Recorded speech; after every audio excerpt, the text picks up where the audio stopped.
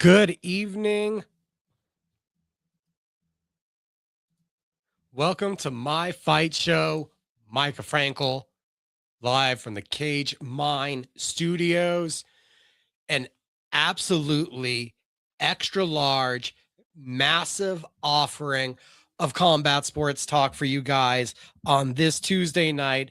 Every Tuesday, I always have a lot planned.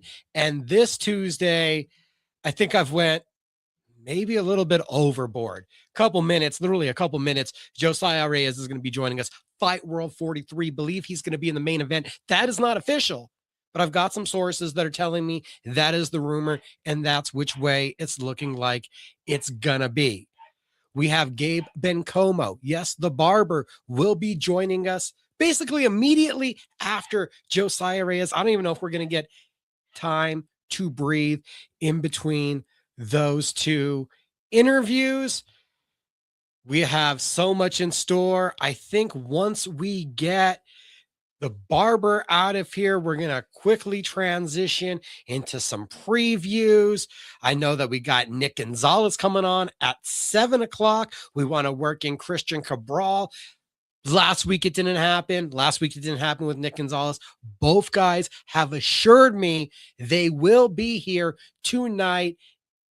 And then to close out the show, the featherweight champion, BKFC royalty, King Kai, the one and only ever BKFC featherweight champion of the world. He's going to close out the show tonight. I think we're about to go 3 hours long. We're a 2-hour show. We're about to go 3 hours. We have so much to be talking about, and we are able to do it. We're able to be live and doing what we're doing thanks to Talk ABQ. Don't forget their support of Duke City Championship Wrestling. Get it, got it, bueno. March 28th. You want some pro wrestling in your life? You can be there live. Duke City Championship Wrestling, the El Rey Theater. Looking forward to that one. A huge card. You know we're going to have somebody along next week to be previewing that one. We appreciate you guys for watching because we are live on Facebook, YouTube, and Instagram. That is incredible what you are doing for us. Every view counts. Like, share, and subscribe goes that little bit further and helps just that little bit more us expand our reach, get out there. This past week, I got to give a huge shout out. Thank you to the Mean Machine, Steve Garcia. He joined me on Cage Minds Fight Hour, ESPN Radio Albuquerque 1017 The Team. We didn't break the news that he was going to be on the White House card, but we hit on most of the biggest topics in the world of combat sports. Huge necessity. And then we're able to talk with him right afterwards. I know he's hyped about the White House. Looking forward to that one where he gets the opportunity to take on Diego Lopez and quite possibly change his life. MMA After Hours is up, guys. We are, of course, talking about that White House announcement coming off of UFC 326. Michael Carlisle was there live. Our reactions of all the fights. Caio Borralho, Charles Oliveira, BMF title. This weekend, you get Kevin Vallejos trying to really substantiate his position in the top 10 when he takes on a former interim title challenger in Josh Emmett. You hear the preview, you hear us talking about all the John Jones, Dana White, scuttlebutt and reaction. MMA After Hours is up. Tomorrow, we're going to be doing Pro Wrestling After Hours. Of course, we're going to be talking about AEW Revolution this Sunday on pay-per-view. A lot going on in the world of WWE as they are on the road to WrestleMania. Both of those shows available cageminds.com. In fact, all three, even with Cage Minds Fight Hour. The beard, it's in place, it's looking shiny, and that is because of the Barbers Are Us Beard Balm. Shout out to Barber Gabe. We're going to have him on here, and you guys can go visit him at Barber Gabe's Fades, just, right up the road. You get on over to 100 Course Boulevard Northwest, and you're able to get the beard get the hair, get it all taken care of. And Barber Gabe will be here in just a couple minutes to talk about his upcoming fight at APFC 22. Robbie Ray Images, credit Robbie Ray on the video, on what you see on YouTube for the Cage Minds Fight Hour. He has this magic power, incredible video, incredible audio, his photos. He can freeze time and make your memories last a lifetime. Robbie Ray Images, the website being built. Hit him up over on Facebook, Instagram to be back online soon. This Saturday, who knows what we're going to have on store. Cage Minds Fight Hour. No promises because we got so much to talk about this week. I don't know if we're going to have time for all of it. Last weekend, outside of the UFC, PowerSlap 18 was an intention grabber for me. I know there was Jai Opataya and there was the first ever Zuffa cruiserweight title being decided. The minus 1,800 favorite handled business. That's just what he does. But PowerSlap, it's going to be around. The UFC is committed to it. Shout out to Johnny Manga. Shout out to Chelsea Dodson. Shout out to the champion who I've talked to before, Mr. Trujillo. So PowerSlap is around. La Fountain Blue this past weekend. Wolverine and the Crazy Hawaiian. I had a lot of questions about the Crazy Hawaiian going down 2 weight classes from super heavyweight down to light heavyweight. He lost all 5 slaps. It was competitive. So close that one judge had it a draw. Majority decision. Wolverine, the legend, the 2-division champion, keeps on rolling. Logan Greenhall probably put himself in a position for a world title fight, just absolutely decimating Alan Kingley. Sat him down, and then Alan was having to hold on to the podium by the 10 count. Brandon Rhodes took 3 slaps, lost a point even for moving on one of them, so I had to take that extra slap, and then absolutely levels Azel Rodriguez. Both times he hit Rodriguez, you could see the effect. The second time, a devastating knockout.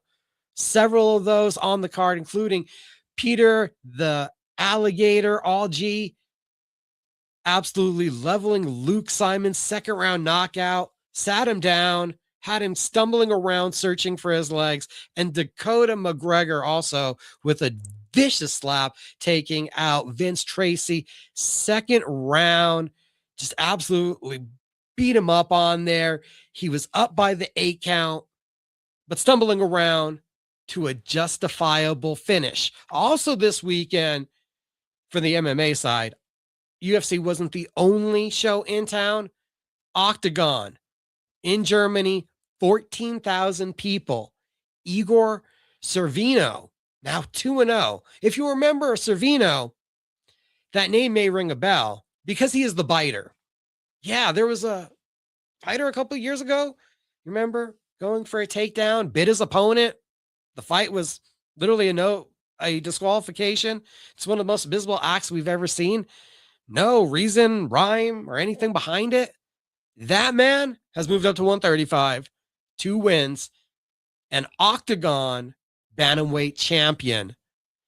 Easy money for Jai Opataya. A huge weekend of combat sports behind us. This weekend loading up to be very nice. And next weekend, from BKFC 87 to locally, we have Fightworld 43, and we also have APFC 22. It's going to be crazy. Rumors are telling me that Josiah Reyes is about to be in a main event. I see he's ready. We're going to welcome in our first guest of the evening, Santa Fe's own, from Silver City. Huge weekend of combat sports coming up next week. We got March 21st with Fight World 43, Revel Entertainment Center. We are now joined right here on my fight show by the Silver City Strangler. It's been a while. How you doing, Josiah Reyes? Hey, I'm doing good, man. It's good to be back. I'm excited about less than 2 weeks out now. And we were just saying, I haven't fought in New Mexico since 2020, January of 2020. I think it's that card poster behind you, maybe that Garcia Mariscal card, I think was the No, it one. literally is. It literally Yeah. is. Yeah. Yeah. I have it in here. I have, oh, yeah, I have it here too, actually, up here. Crazy. That was a crazy weekend. What does it mean to you? What are the thoughts, the feelings, the emotions to return to fighting here at home? Like you said, first time in, what are we talking? But over 5 years.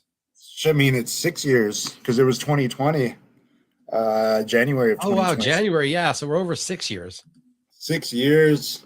I mean, it doesn't feel like that. It does feel like a forever ago. I can still remember I had like personal life drama going on bad at that time. I remember. And then Corona. I remember our whole team was so sick. So it was just a crazy time. But I mean, it's kind of a trip to think about. It's been that long, honestly. I mean, we had that El Paso card in 2023, and that was basically New Mexico in a way, closest to my hometown, Silver. But I mean, it's great. I'm looking forward to just being able to sleep in my own bed on fight night and skipping down to Albuquerque and making it happen. So now I'm pretty excited about it. Have some good hometown support. We've been fighting in Vail for like the last bunch of fights already, so not many people can make it out there for support. It's like a 6-hour drive and kind of pricey. Not to mention, it's about a year and a half. It's just a little bit under of a year and a half since we've gotten to see you fight. You were scheduled for January. That didn't work out. What does it mean to you to finally fight again after a year? I mean, man, it's been a long time. It's crazy how just time it just goes so fast, and you're training, and then things come up, life, life comes up. And I mean, yeah, I just turned 38, so I'm 38 now, which is crazy. I feel good. Like I've been getting healthier and healthier and healthier and stronger, even though, you get older and I guess your organs or the thing that age, like what are your vital organs that age. I've tried to like watch different podcasts about like the Huberman Lab has a couple on like reversing aging in a way. He had an expert on he was like in his 50s or something, and he looked like early 30s, and it was so technical. It was so just sciencey, and he was explaining how you can literally reverse the age of your organs, which is pretty incredible. And I think that was with mostly just like natural protocols and stuff. But anyway, I mean, I feel good. I feel like better than I've ever felt.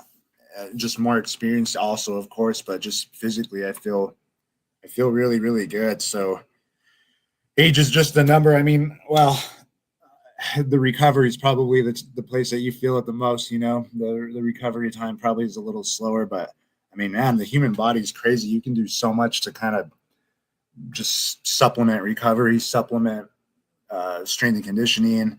You can work on your mind, of course. You don't need to be any age for that. So it means a lot. I mean, I was just reminding myself, I know we've talked about this a ton, but I was like thinking about it last night, and I'm like, you always have to ask yourself why pick this sort of sport to spend your time.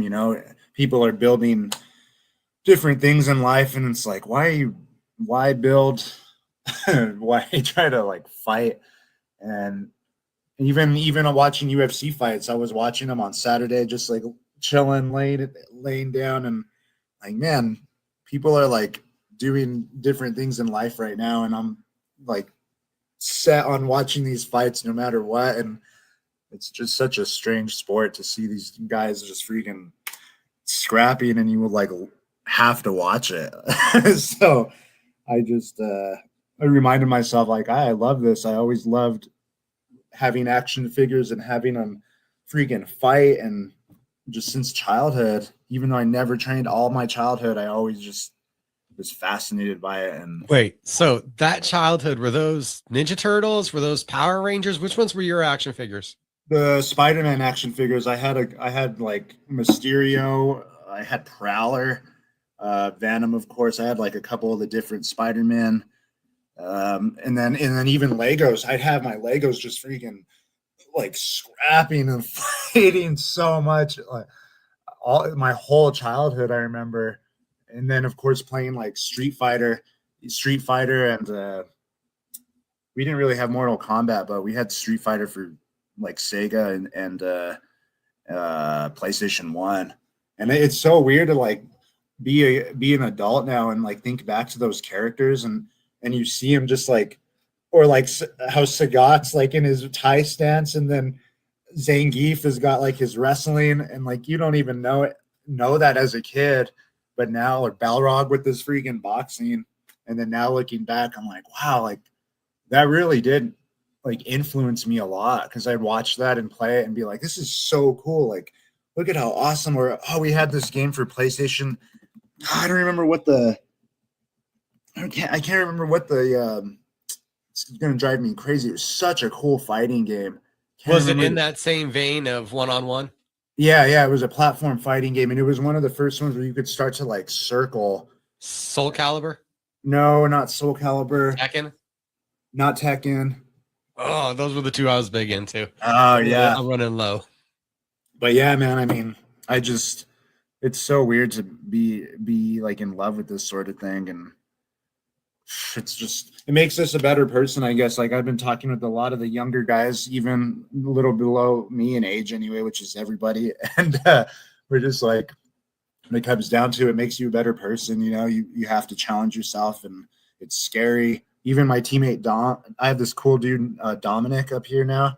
And me and him have been like trading pads, and he's just such a cool dude. And he's like a physical therapist. And he's like, why am I doing this? Like, it's so scary. He does Muay Thai fights, but he's fought MMA, and he's like, this is so crazy and so scary. Like, why do I do this to myself? And it's just like, oh, you level up, you make good memories, maybe make a little bit of money, possibly.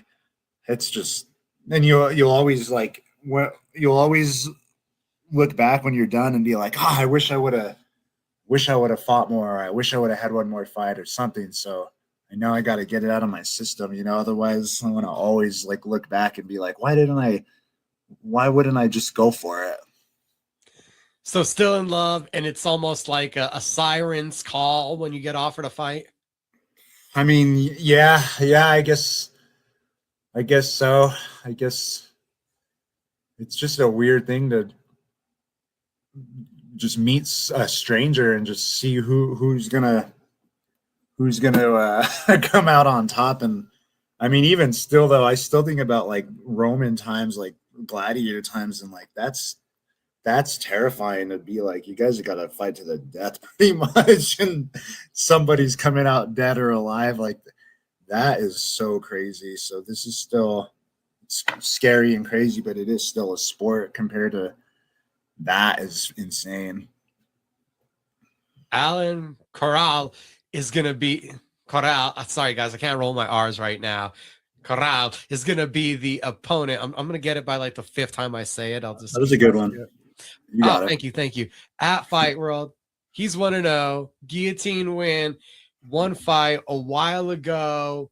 Do you have any reference, any idea of what the challenge in front of you is going to look like? Yeah, I mean, I know he'll have that Mexican tenacity, you know, that Mexican dog, that fire. I know they train hard, you know, those guys, and I'm expecting just like a tough dog, basically, just a lot of heart and just tenacity and fire, and probably even maybe some aggression and just explosiveness. It's interesting to kind of not have a lot of information and just kind of, it's like it's almost like the ultimate self-defense situation where you meet somebody on the street all of a sudden and you're freaking fighting. Like it almost kind of feels like that, which I kind of like, because it's like a good test. Like, you know, you're not doing a lot of like film study, and you don't have like all this information or background on this person. You're just like meeting them and like, oh shit, here we go. So I kind of, it's like a new, nice element, different element to experience. He has a lot of opportunity though to study you. Most of your fights have been on UFC Fight Pass. Yeah, that is interesting. He's got more. He's got a lot of things to look at. So I mean, and I kind of had this situation even with Gruele. You remember Luis Gruele? I got caught with that knee in Vail, and it was kind of a similar thing, but it was still different because we knew he was like a wrestler in college. So that was like this kind of like overarching thing that was part of the camp. Like, oh, he's gonna wrestle you. He's gonna take you down, and he's a good wrestler. He's a good wrestler. And then we planned for that the whole camp, and I got caught in the clinch with that knee, which is crazy because he's pretty short. And I talked to him backstage, and he's like, "We never even wanted to wrestle you and go to the ground with you. Actually, we just wanted to strike." So it was like, oh man, sometimes information can be like somewhat of a detriment even. You've had 6 professional fights. We're talking about 7 years. Does that hit you at any point yet? Yeah, I've been telling people about that. They're like, "How long are you fighting?" And I'm like, "Man, it's already since my amateur debut. It was already that was in 2017. So, but yeah, my pro debut was 2019 with Tafoya. So yeah, I mean, I've been getting all these, you know how Instagram and Facebook do the memories of like a year ago, 5 years ago, 7 years ago, Snapchat memories 7 years ago. And I get all these memories of like just all the guys, you know, I got Vanilla Gorilla memories from a million years ago when I first started. He was the one that was there, him and Angelo. And I like took his phone on accident because we had the same phone. But I got like Jerome, Angelo, Josh, like all these memories over the years. And I can't even believe how time is just flown. It's so weird how you just learn. There's like just so much to learn constantly. Muay Thai and wrestling, MMA, jiu-jitsu. They even got Nathan Carnage Corbett's been going to Kingdom lately, which is the craziest thing because I've been like a huge fan of his for a while for his elbows. So I got to meet him again at Kingdom a couple months ago. So it's just been such a crazy journey. I've always kind of thought, I mean, I'm not that old, but I feel like 10 years is a kind of like a cool amount of time to kind of like invest in anything, like a 10-year grouping of time. So I'm coming up on my 10-year time sometime soon. So I don't know. I feel like 10 years is a cool little chunk of time. 10 years in the game, over a year since the last time we fought. How much different of a martial arts do you feel like you've become in that year with this time, with this new grouping around you, with all these experiences you've had? That's a good question. I mean, I've always just had an open mind, so I'm always open to anything, like even, you know, a white belt brings or a kid brings a move in kids class or anything. I'm always interested, like, well, let's try it out. Even some of the kids that I teach for private lessons, they'll be like, what if you grab this and do this? And I'm like, let's try it and see. So I'm always like open to try things. And I just love learning, honestly. And I guess I probably picked up things without even really noticing. I've been teaching our Muay Thai class up here at GB Santa Fe. So that's been like a new kind of, I did it a long time ago, but now I kind of got a little bit of a better structure on how I'm taking them through things, just like a lot of fundamentals and basics. Probably gotten a little more into boxing recently than maybe I ever have. It's not a ton still, but like, you know, I don't know if you saw, Angelo had a boxing match back in November, my Professor Angelo and Jerome. So kind of like got into that world a little bit for a bit, and then they're doing it again. Jerome's doing it again pretty soon too. So we got kind of that sort of energy going on up here in a Santa Fe, well, at our Gracie Baja Santa Fe. So I guess just picking little different roads for the martial arts, because we went heavy on wrestling for a while, because Gruele, Burkholder, yeah, those two. And then even we thought Tafoya was going to shoot, which he didn't, but that was forever ago. But yeah, we had a lot of wrestlers, so tons and tons and tons and tons of wrestling stuff. But now we're kind of going down boxing rabbit holes and Muay Thai rabbit holes. And I don't know, man. I'm always open and eager to learn new stuff. 10 years in the game. It sounds like it's still the same love, the same passion. Yeah, I would say so. I do love, I guess one way I've changed is I've been getting better at teaching the kids classes, because, man, the 4 to 7-year-old classes, it's just different, and it's hard because they need a lot of attention, and they want a lot of attention too, even like just, I don't, who knows what their home lives are like, and a lot of them, I think, just want to like be like seen and have like good attention from somebody sometimes. And I've been really working on making that class more fun for those kids and just better for them, like trying to get them in good shape and trying to get them confident. So that's been a huge new development, I guess.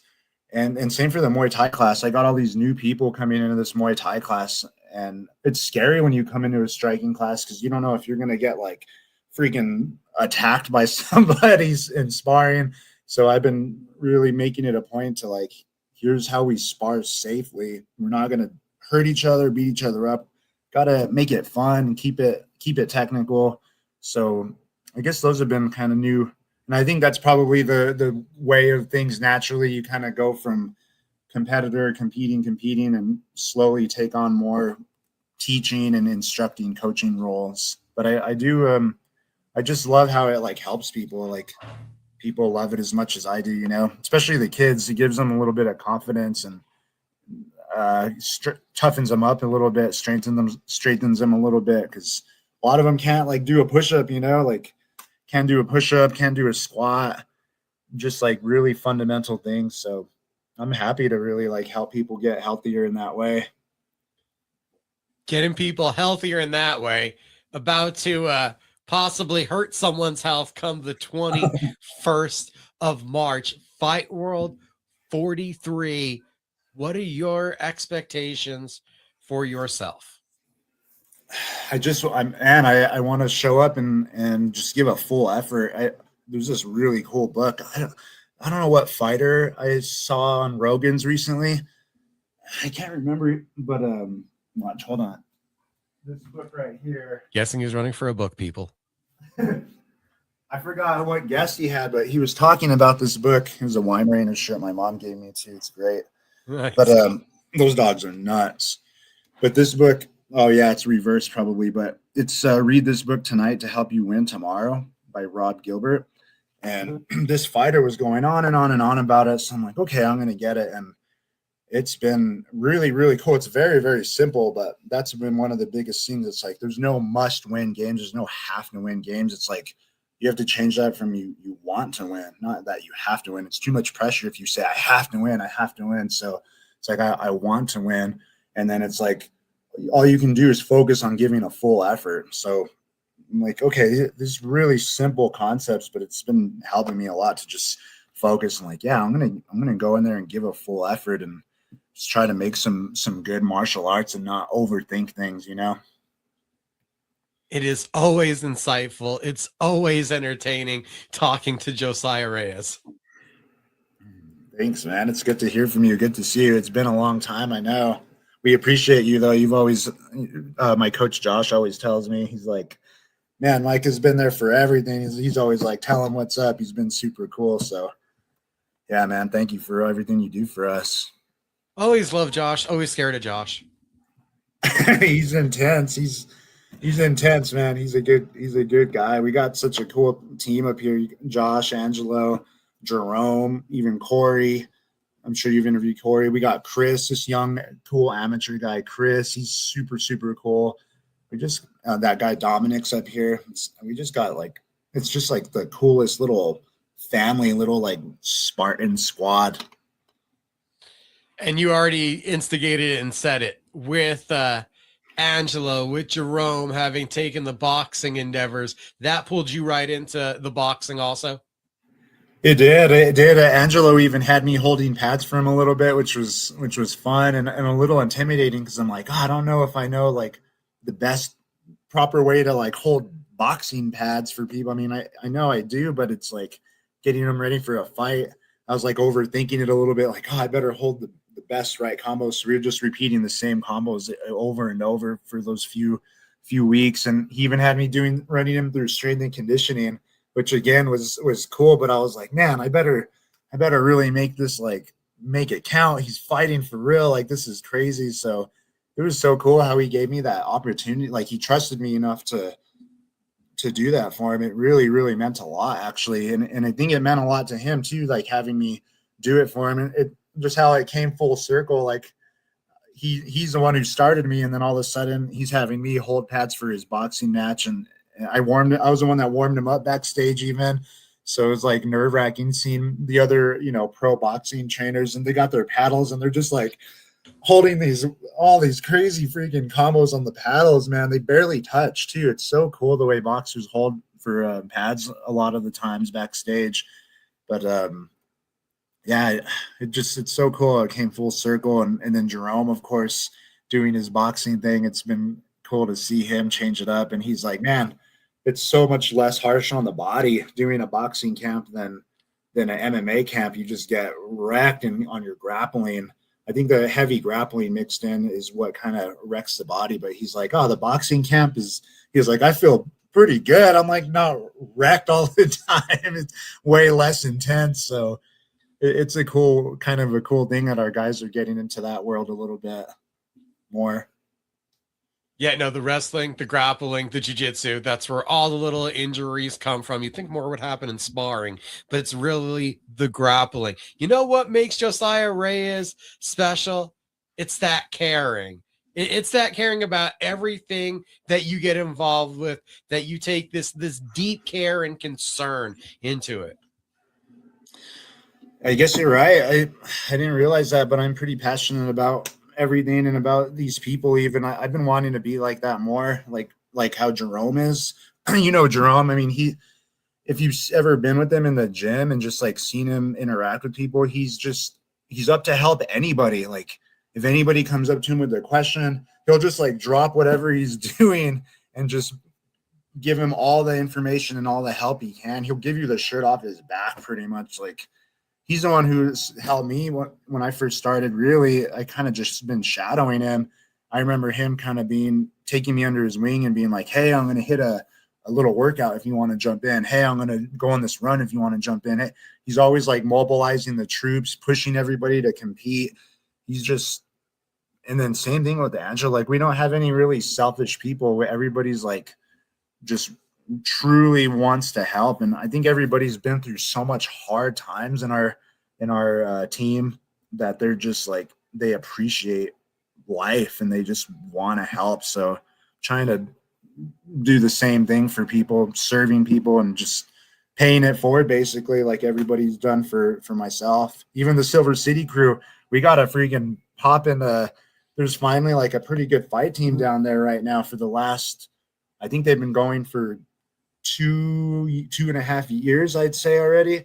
They got a good little fight team going. They built a rec center down there, really nice rec center in Little Silver City. So they're managed to set up their mats. They got like a bunch of wrestling mats. So they've been grinding their dogs down there. And they fought on the last APFC card, and they've been fighting on like a lot of the local circuits as well. And they'll be on this APFC card as well. He knows about the other teams. He cares about so much. He's passionate. We're going to see him punch people in the face again. Fightworld 43, March 21st. Hold my ticket to get your tickets. We'll see you guys at the Revel Entertainment Center. Josiah Reyes, Thank you again so much for the time tonight for joining my fight show. Oh, it's a pleasure, man. Thanks for hitting me up. Thanks to John Judy for setting up this cool event. I've been looking forward to fighting at Revel. I've gone to a bunch of the shows, and I'm like, oh, when am I gonna try it out and hop onto one of these cards? So, big shout out to John Judy for making those happen, and for my coaches. Ray Borg's been pouring out his heart and soul for the local fighters. Man, that guy works his butt off. Like, I mean, he truly does it for the love of the game and for the love of the fighters, man. And so big shout out to Ray Borg and our professor Sergio at our school. Same thing. He just loves helping people. And Josh, Jerome, and Angela. I mean, gosh, even Luttrell's back too. Coach Luttrell's back. So I'm going to hopefully see him on Tuesday night. So, yeah, much gratitude to all the coaches and all the promoters, and much gratitude to yourself as well, sir.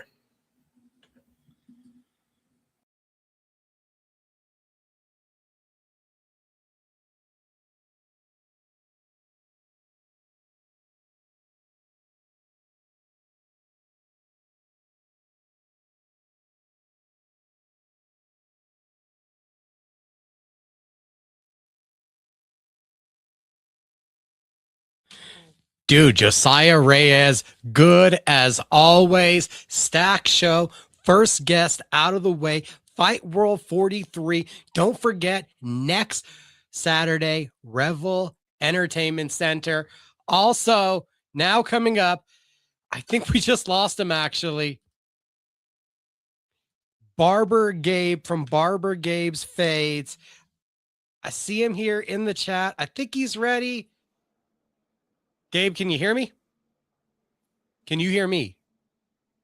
I can't hear you. Can you hear me? I can't hear you. Testing. One more time. Testing. Let me exit and then I'll get back in. We're going to remove Barber Gabe real quick. Barber Gabe from the chat. Hoping to bring him back in APFC next Sunday. It's a crazy busy weekend of combat sports, because next Thursday or next Friday, you get BKFC 87. And that's out in Florida. Might be asking, why am I bringing up Florida? Because we have New Mexico stalwarts, Donald Sanchez, Derek Perez, both in action at the BKFC event. Next night, Saturday night, we have Fight World here in town. Josiah Reyes, just got to talk to him. Ozzy Chavez, who was on a couple weeks ago. And then you jump over to Sunday, it's the 22nd. So you get the 22nd APFC event, where we also get Barber Gabe from Barber Gabe's Fades, the man that made the wonderful beard balm that you get from Barbers R Us. Oh, yeah, and Zia Prince, the jack of so many trades, gonna be back in action. He hears me now, obviously. Isleta, the 22nd, APFC 22. How you doing? I'm doing good. How are you doing? I'm doing great. You know what I realized as I was getting ready to do this with you? We've done little things here and there, but I don't think we've done a full Gabe interview yet. I don't think so. Dude, this is the first time. So Freddie's going to be yelling at me somewhere in the background within minutes, people, because I'm going to eat up more of Gabe's time than we meant to. This is a supersized, extra long edition of my fight show. I'm going to go nuts tonight with like 3 hours. You're a lifelong wrestler, my friend, but what led you to that wrestling room? So I got into a fight with someone in the streets that knew how to wrestle, and I knew how to kickbox, and he took me down. I didn't really know what to do, so kind of stopped kickboxing and went to the wrestling room. And freshman year, I went out and I tried it, and I was like, I don't like it. And sophomore year came back in and kind of just fell in love with it. I really just kind of pushed through the beginning of wrestling and learning, and I just fell in love with it. that was your own decision, or was there an influence that led you in the direction of wrestling? Like, besides that instance that happened, was there anybody that you knew was already involved? My dad was actually a wrestler growing up, and I remember when I was a kid, he had a really cool West Mesa wrestling trophy that I always had next to my bed. And I always kept it next to me. And I just thought that was the coolest thing ever. I was like, my dad was a wrestler and I want to go to West Mesa like my mom and my dad. And I ended up just kind of seeing that, put it in my head. And then as a kid, I loved WWE before I found out that it was predetermined fights and entertainment, And then I watched my mom and dad on TV when they went to go see UFC 100, and I fell in love with it. And I was like, oh well, Brock Lesnar used to wrestle in college as well as WWE, but now he's doing MMA, and I just started. It kind of just started rolling on from there. MMA becomes this love. You said there was some kickboxing in your background. Who influenced you in that direction? Was that your decision, or was that also something your dad? Like, tell us about the kickboxing experience that you had as a youth. That was my decision. I was a very troubled kid, I would say. I was always in trouble, always disruptive in the classroom, and always loved fighting. So when my wrestling coach opened up a gym called Lovato Total Fitness behind West Mesa, I ended up going and trying it out. And when I went, I ended up meeting two fellow MMA fighters that are, one of them is now currently a pro fighter, Marquise Smith. And we kind of started training together when I was like about 11 or 12, and he was starting off his MMA journey. And we kind of just started training together, and I was always the younger kid, and they were always looking out for me and just showing me things, and I fell in love with it. That's interesting. That's interesting. The couple degrees of separation. So I don't know if you remember this, but they used to have the smokers in the Yes. Lovato gym. Yep. First time I ever got told, hey, go cover a smoker, end up at the Lovato gym. So yeah, I was there even to see Jordan Espinosa, I think, still fight as an amateur back in that day. I see the head shaking. You know what I'm talking about. There was Russell Wilson. There was Marquise, Josh Lanier, Matt Goudelet's there. There were so Yep. many of the West Mesa wrestlers that I could name, those old AAA MMA days fighting here locally. So you were soaking up the knowledge in those days from those guys? Oh yeah, Russell was one of the Muay Thai coaches at the time, I believe, and I remember he was coaching me. Matt Goudelet was my wrestling coach. He taught me a lot of good throws. So I know all those guys. Grew up around them. Josh Lanier, I grew up around all those guys. So you kind of were in this direction from, what'd you say now, about a decade? I went in there when I was 12, so and I'm 28 now. So Oh, so since about then, 16 years. yeah. So you've always just had this love for the combat sports, and the passion has just kind of kept bubbling and culminating in this direction that's led you to still pursue it. Oh yeah, I've always just since a kid, I've always loved fighting. I loved training. I loved just every aspect of every single martial art, boxing, wrestling, kickboxing, everything. I loved it always. You mentioned Brock Lesnar. We'll let you pass on that one, but who were some, because you're a WWE fan, obviously, but who were some of your guys, UFC, MMA wise, that you were looking up to that you admired? I'm still gonna say Brock Lesnar, bro. Truly, I didn't watch Brock Lesnar in WWE because I was a little too young. But I mean, I love Eddie Guerrero. I have a I'm Your Poppy shirt on right now. Eddie Guerrero was the guy I used to watch, but as I started watching UFC, that was the first event I was introduced to because my father went to it, and I thought it was cool seeing my dad on TV when they were walking out. But it was really Brock Lesnar that like kind of got me really into it, and then started seeing that he was a big freaking scary monster. And to this day, I still say that he's one of the best heavyweights ever. I don't care what anybody says. To me, he still is. So Lovato Total Fitness, I know that everyone moved on, everything there kind of closed down, all the fighters went their direction. Did you take time away from fighting there, or did you just go to another gym? Like, where did your path go when they kind of shut down? Well, when they shut down, I was in high school, so I kept on training in the wrestling room.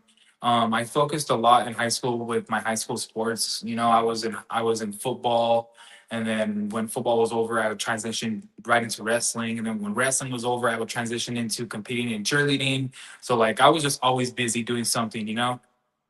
Cheerleading, were you doing flips or were you tossing and catching? Tossing and catching. I tried doing flips. I never really could get them fully down, but I was a little bit of help. You know, I was able to do some stuff, but it helped a lot overall with all of my sports. Cheerleading helped a lot with it, with all that. You were about to go into like Chris Barnett level of athleticism in my mind. If you told me you were doing backflips at high school football games on the track, I would be like, No, really? no. Holy crap. So I never. That was the deal. Was I because I was a football player. I played center, but I always told the cheerleading coach that I would never cheer at a football game or a basketball game. I would just compete. I was like, I'm not gonna do all that. I'm gonna go and compete at the competitions for cheerleading, but I'm not gonna cheer at no games. I don't think we knew this. On Yeah. the many, many athletic feats and traits that you have under your belt, that cheerleading was one of them. All right, that's something. Competition running deep in your veins. When did it lead back to MMA? We've seen you now for quite a while with Freddie and Sandoval Fight Systems. Well, it kind of led back when I graduated high school. I kind of let go of myself and got up to like 330 pounds, and I was just in a bad place mentally, physically, emotionally. And I was messaging Freddie for like a year, just saying, "Oh, I want to go in," just just talking, and he just kept saying, "Come on in, and we'll see what you got." And I was at the dream. I'm like, I want to fight in the cage, and I finally just went in one day and went in. He seen that I had a wrestling tattoo and kind of put me against some really good guys, Mario Moore, freaking Jalen Fuller, all them, and they beat the shit out of me because I was so out of shape and so freaking fat. And I mean, I didn't give up. I loved it, and I just kept going, and like a week later, he told me that there was a fight that against the number one heavyweight in New Mexico that everyone was terrified of, and I was like, "Well, I don't care. I'll fight him," you know. And he's like, "All right, well, let's see you spar first." So we sparred, and he's like, "All right, cool. Let's take this fight," you know. So took it on like a 3 week notice and did the best I could at that moment, and it was the best experience ever. You're hooked. Oh, I was hooked. Whether I got dropped and I lost, I was like, "Yeah, I want to do this. 100% want to do this." You have gotten in the cage now as an amateur several times, and a couple of them at heavyweight. Yeah. What was it like, those experiences, now that you look back on them, having tested yourself against some giants?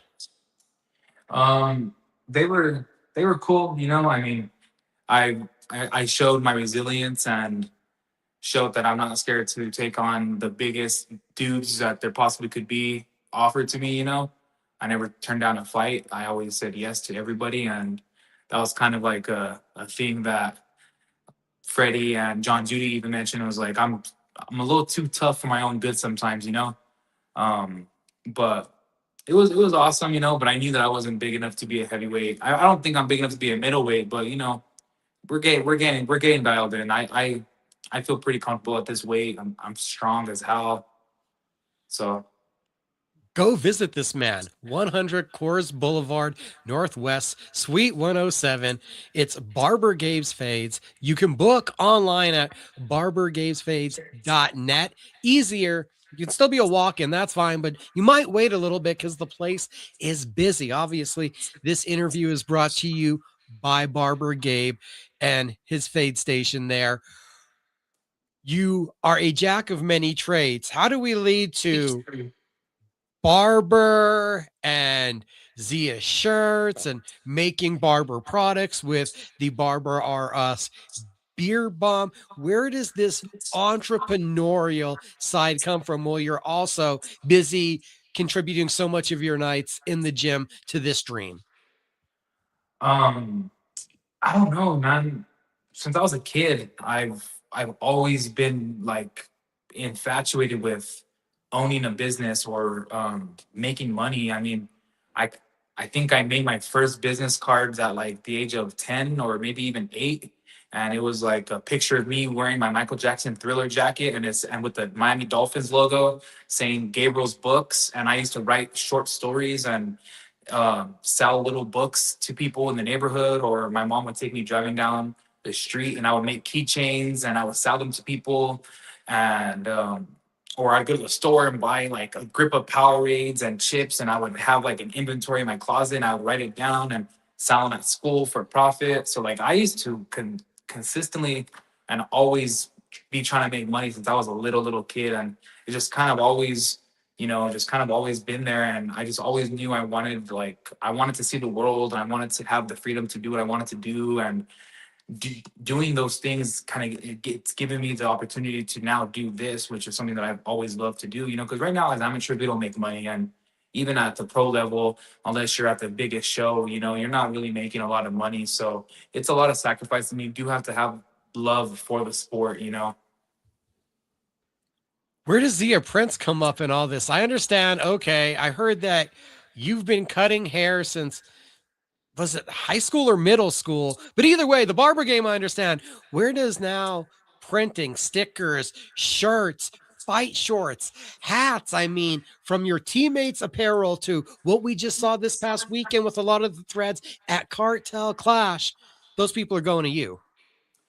I don't know, man. Like I said, I've always just been driven with wanting to make money, and I've always been really good at drawing. I've always been really good at creating things, and I love doing things with my hands.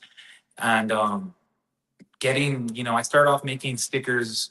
Then I started doing little prints, and then I got a small embroidery machine. I learned how to do digitizing, and now it's turned into like a full-on business where I make banners, stickers, hats, shorts, everything. Like all of my fight shorts that I've worn, I've completely designed and made them myself. And I don't know. I've always been really into making things and seeing a product come from in my head to an idea to on paper or on my iPad when I draw it to the physical product being made.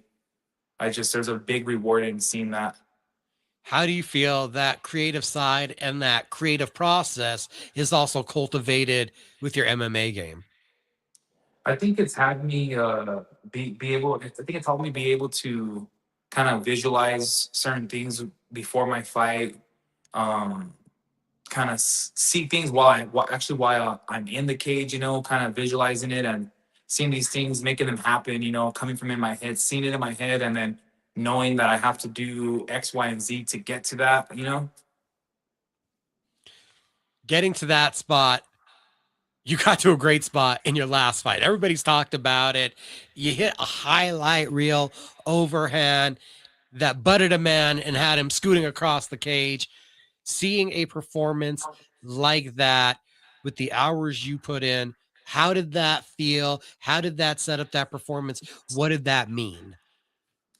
It felt, I mean, it felt amazing. It felt extremely effortless. And when I say that, I mean it in like the most respectful way to the other team. It felt like there was just nothing there for me with like that from that guy. And that punch, I threw it not even hard. It might look like I threw it hard or sounded like I threw it hard, but like I know I did not throw it with all full power. And it just landed perfect. And I mean, it's given me an amazing opportunity to grow not just my brand as an MMA fighter, but now my brand as a barber and my businesses. So I've used that viral video to kind of promote my business and kind of like mix them all together. So it's pretty awesome. I think the opportunity that I was given was amazing.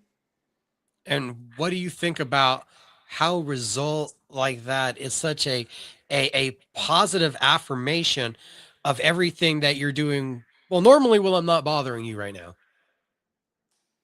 I mean, it just shows, before when I was fighting heavyweight, I was not disciplined. Um, I was like, oh, cool. I got a big weight that I could be at. I could be 240, and I got up to 265 that I could be able to be at. So I was not disciplined in the gym.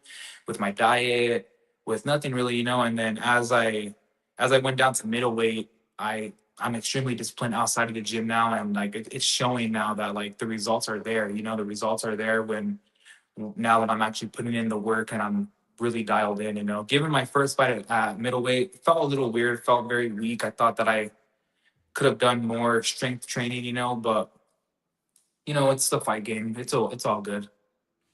I haven't been there in a while, so I might not be up to date because I haven't been over to the gym. We're like 4 months strong on this show, guys, and then my other nights I'm working.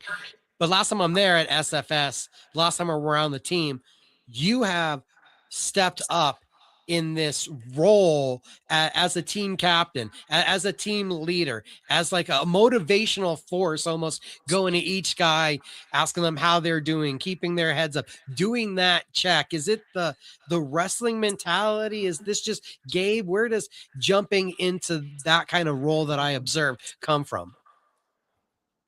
I think I'm just naturally a leader, truly. Given everybody in our gym is leaders, and we're all leaders in our own way. But I kind of I felt like I was meant to be on this team, and when I got here, I was the new guy at first, and now I'm one of the OGs now that's still on the team, and Freddie's kind of given me the opportunity to be the leader and to be the captain, and everyone else 100% respects it, and we all respect each other, and there's just no egos, and it just it just goes to show that when you're here and you're putting in the work, guys will follow per se, but still leading by example. Roberto Valenzuela, March 22nd, APFC 22. It's the man that stands in between you and victory. We saw him also at APFC, lost due to a cut. Some really good boxing, some powerful striking that he displayed before the fight became a grappling match. What do you think of the test that's ahead of you? I think it's a really good test. I think that his last 2 fights were honestly bullshit with the stoppages. I'm gonna be honest. I think he's a very tough competitor, and I think it just kind of sucks that those 2 things happened. Truly, but I know I have a tough opponent again ahead of me, and I'm well prepared for anything. What do you feel has been the biggest gains that you hope to display or improvements from this last camp to the next one? Because now we're getting you rolling, consistently fighting. I know that you've talked in private about wanting to build up the resume here with APFC, possibly get into an amateur title fight with them. What are you looking for from the improvements in your game? I'm looking to just show that I am 100% a mixed martial artist. Everyone knows I'm a wrestler.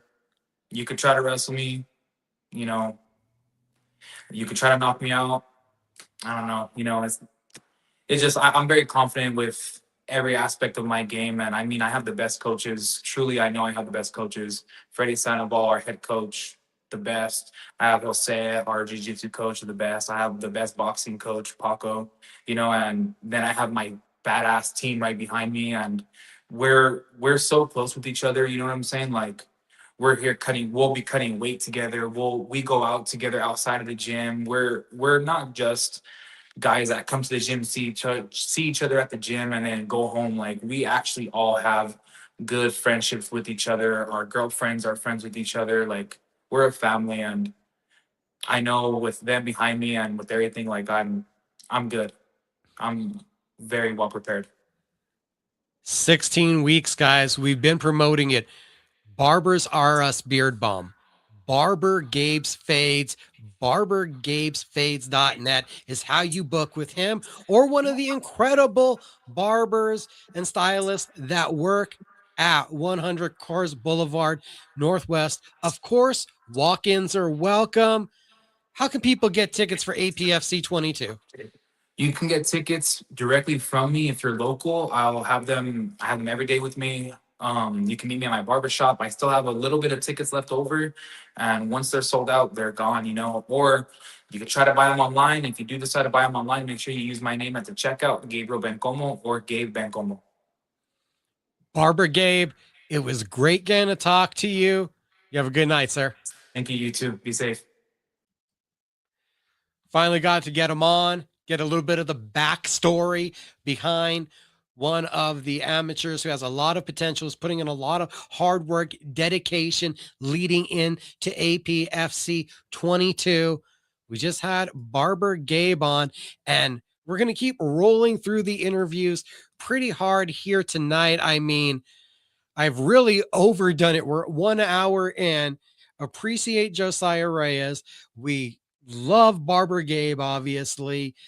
Nick Gonzalez should be along any moment. Kai Stewart's going to close up the show, and the champ is going to have a lot to talk about. Cristian Cabral will be here tonight, and Charlie Vasquez, matchmaker and coach, Empire Promotions. We are going to have a large preview of their card. We are going to take a 60-second break, check on where Nick Gonzalez is. We'll be right back. It's My Fight Show. Thank you for watching.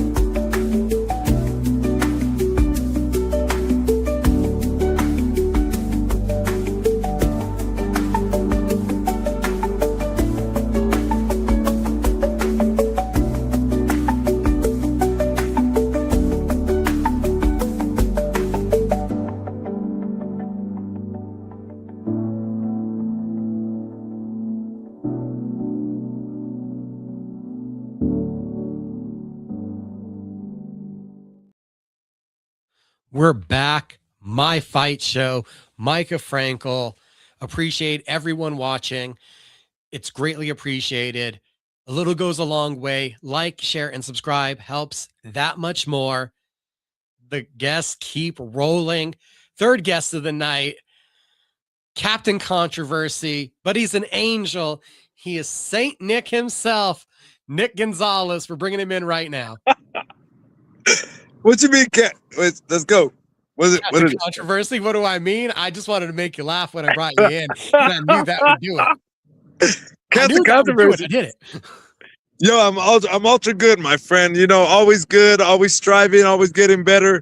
You already know. You know what I mean. Got things coming up with my fighters. Donald Sanchez, John Dotson. You know how we go. Mark Hussey. You already know.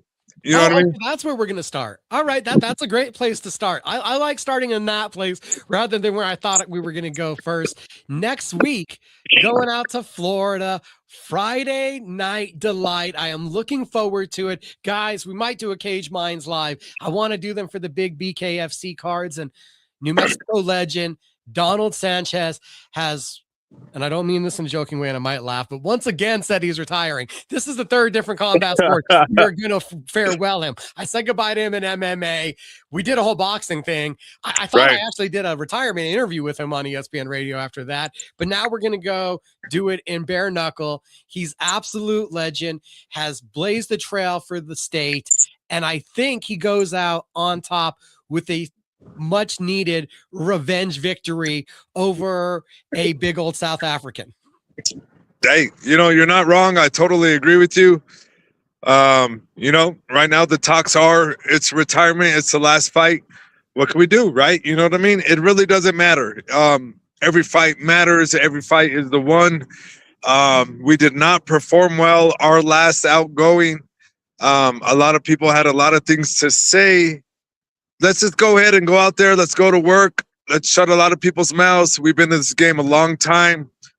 It takes a lot in this game to be and to go and to have been where Donald has been. He deserves his respect. He's earned it. And he has one more showcase to go prove what he's been able to accomplish all of these years. So again, I'm ultra privileged to get to work with him, to continue to build him. He's still a student of the game. We've all had our issues. Everybody's guilty of it. That is a part of growth. That is a part of becoming who you're supposed to become. It is this sport we live is very difficult. It's not easy. We give a lot of credit to everybody that's in this game. Win, lose, or draw, on the highest of highs, on the lowest of lows. Sometimes you do great. Sometimes you don't. It is what it is. A lot of bright things going on in everybody's future today. Well, a lot of people had a lot of things to say, and I'll say it. It was apparent that Donald got injured early in the damn fight and then had to survive with one arm against a certifiable killer. I don't think there is much in the performance that he could have done to change it, not having both weapons at his ability. It was pretty evident something went wrong and he was not able to utilize one of his arms. Yeah, well, I mean, that's, it was what it was. No excuses can be made when you fight the world's best, right? You got to come in, you got to perform, you got to be at your very best. You walk in with a flat tire against the very best, and he's going to be able to call it, and he did. We walked in, we knew our arm wasn't good going in from the very beginning. No excuses to be made. We accepted the fight, we signed the contract, we did the work, regardless if we were walking in not our best. No excuses. You can never have an excuse in this game. You either go, you perform, you do, or you learn. Period. We learned, and it is what it is. And if you're going to learn, you might as well learn against the world's best. Well, learning, you brought that up, and learning is what Donald did the first time he fought Jeremy Smith. But as Donald has said many a times, he had jumped off the couch, thought this was going to be a bit easier, wasn't invested, wasn't passionate yet about the sport, was a little bit me around the midsection. And now he's an athlete once again. He has cut, he has ripped. This is a different specimen at 185 this time around. We saw what he did against Harrison Aiken, an absolute monster at 185. That agility, I like that. I think also now having the experience of so many fights, this isn't just a level playing field. I got a big advantage for Donald heading into this rematch. Well, I appreciate your point of view, and you're not wrong. And Micah, you've rarely been you have rarely been wrong. You're very good at what you do, and that's why we appreciate and love you. You're right. I mean, Donald is clearly going to win this fight. He's the much more advanced fighter. He's come a long way. He's done much more than getting off the couch. I mean, the funnest part about watching that first fight was just looking at Donald's fat face the whole fight. Oh my God, the guy was so fat. It was so funny. It made me laugh the entire time. So what can I say? Hey, we all got to watch a fat Donald go to work. It was really fucking entertaining. And now he's a fucking murderer, a true killer. He's had his ups of ups. He's had his lowest of lows. You're supposed to do that when you fight the fight, right? When you fight the good fight, when you stand in the ring, when you stand in the arena, you're going to win some, you're going to lose some, but you always come back. And Donald is no different, right? From any other world champion out there. It doesn't matter if you lose in the ring or if you lose in life. If you're making mistakes, you fall. When you fall, you fix yourself, you get back up. And we could describe that about every champion ever been in every sport of that in our era that we're even witness to. So kudos to Donald for shaking off the dumb shit, kudos to Donald for getting past his mistakes in the World Championship title bout. And let's go to work. Way to go, Donald, on shaking all that off. Way to go, Donald, on focusing on your next bout. Way to go, Donald. Let's go. You know what I mean? We've been putting in real work. As a coach of Donald, I personally make him do 25, 26 rounds every time we meet up.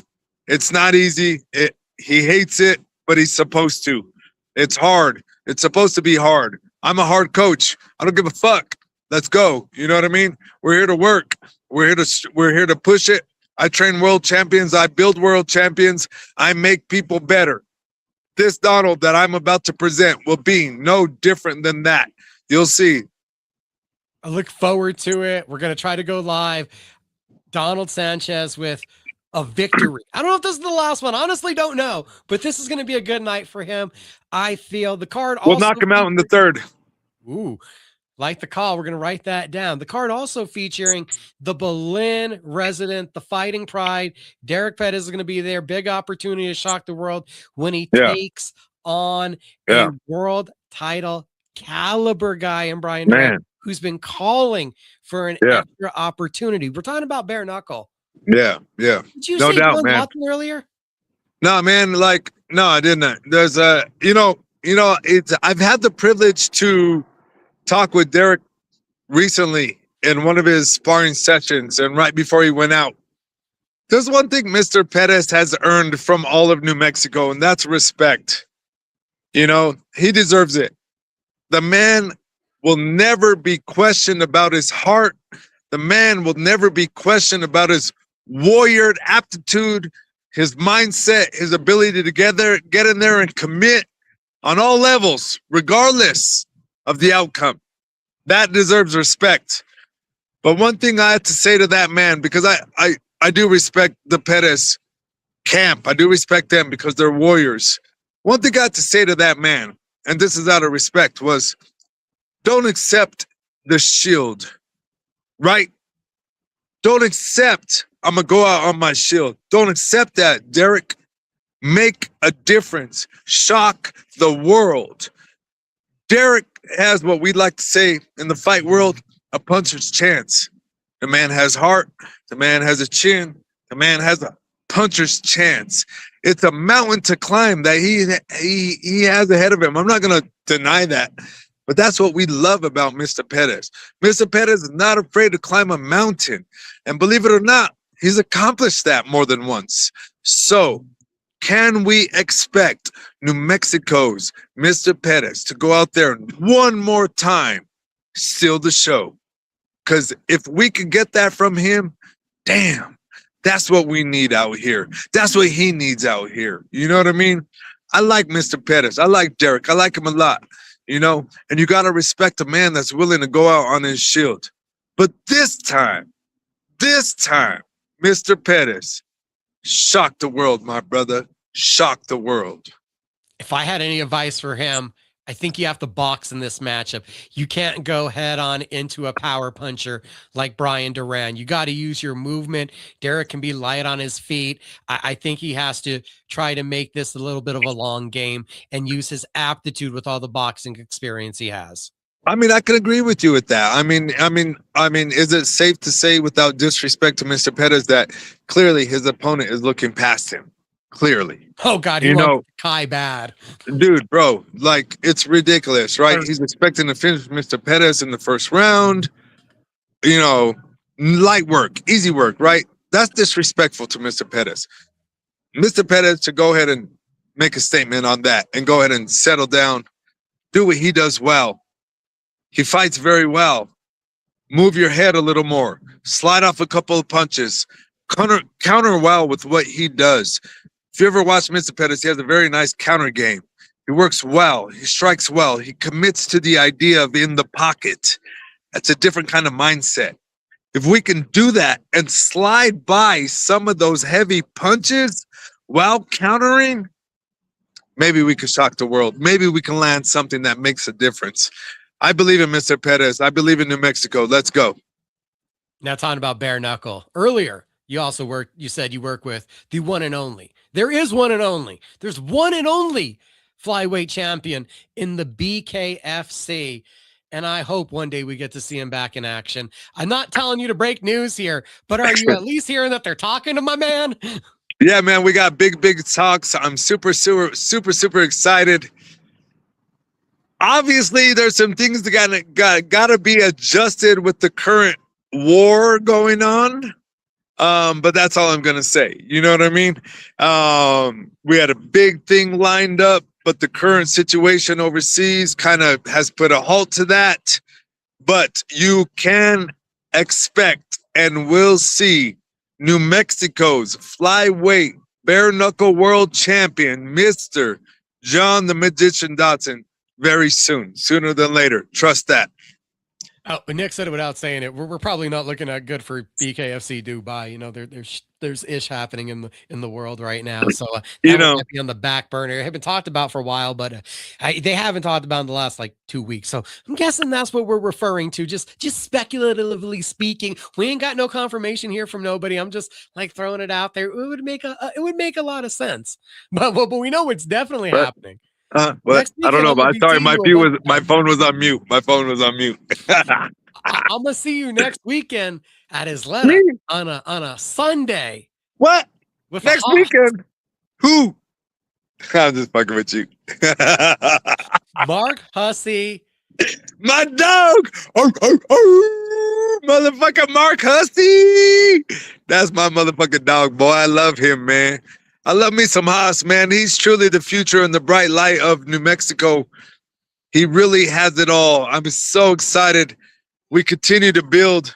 We continue to grind. We continue to work, man. We continue to put the best version of him out each and every time. Between me and Mr. John Dotson, the magician, who are his head coaches. I mean, this man, Mr. Hussey, has a bright future in New Mexico. We appreciate all the support. Wow. And guess what? That Sunday on APFC is going to be no different. We are truly bringing and presenting the next level of Mark Hussey House. You know what I'm saying? House is his last name. Fuck that. Hussey's his middle name.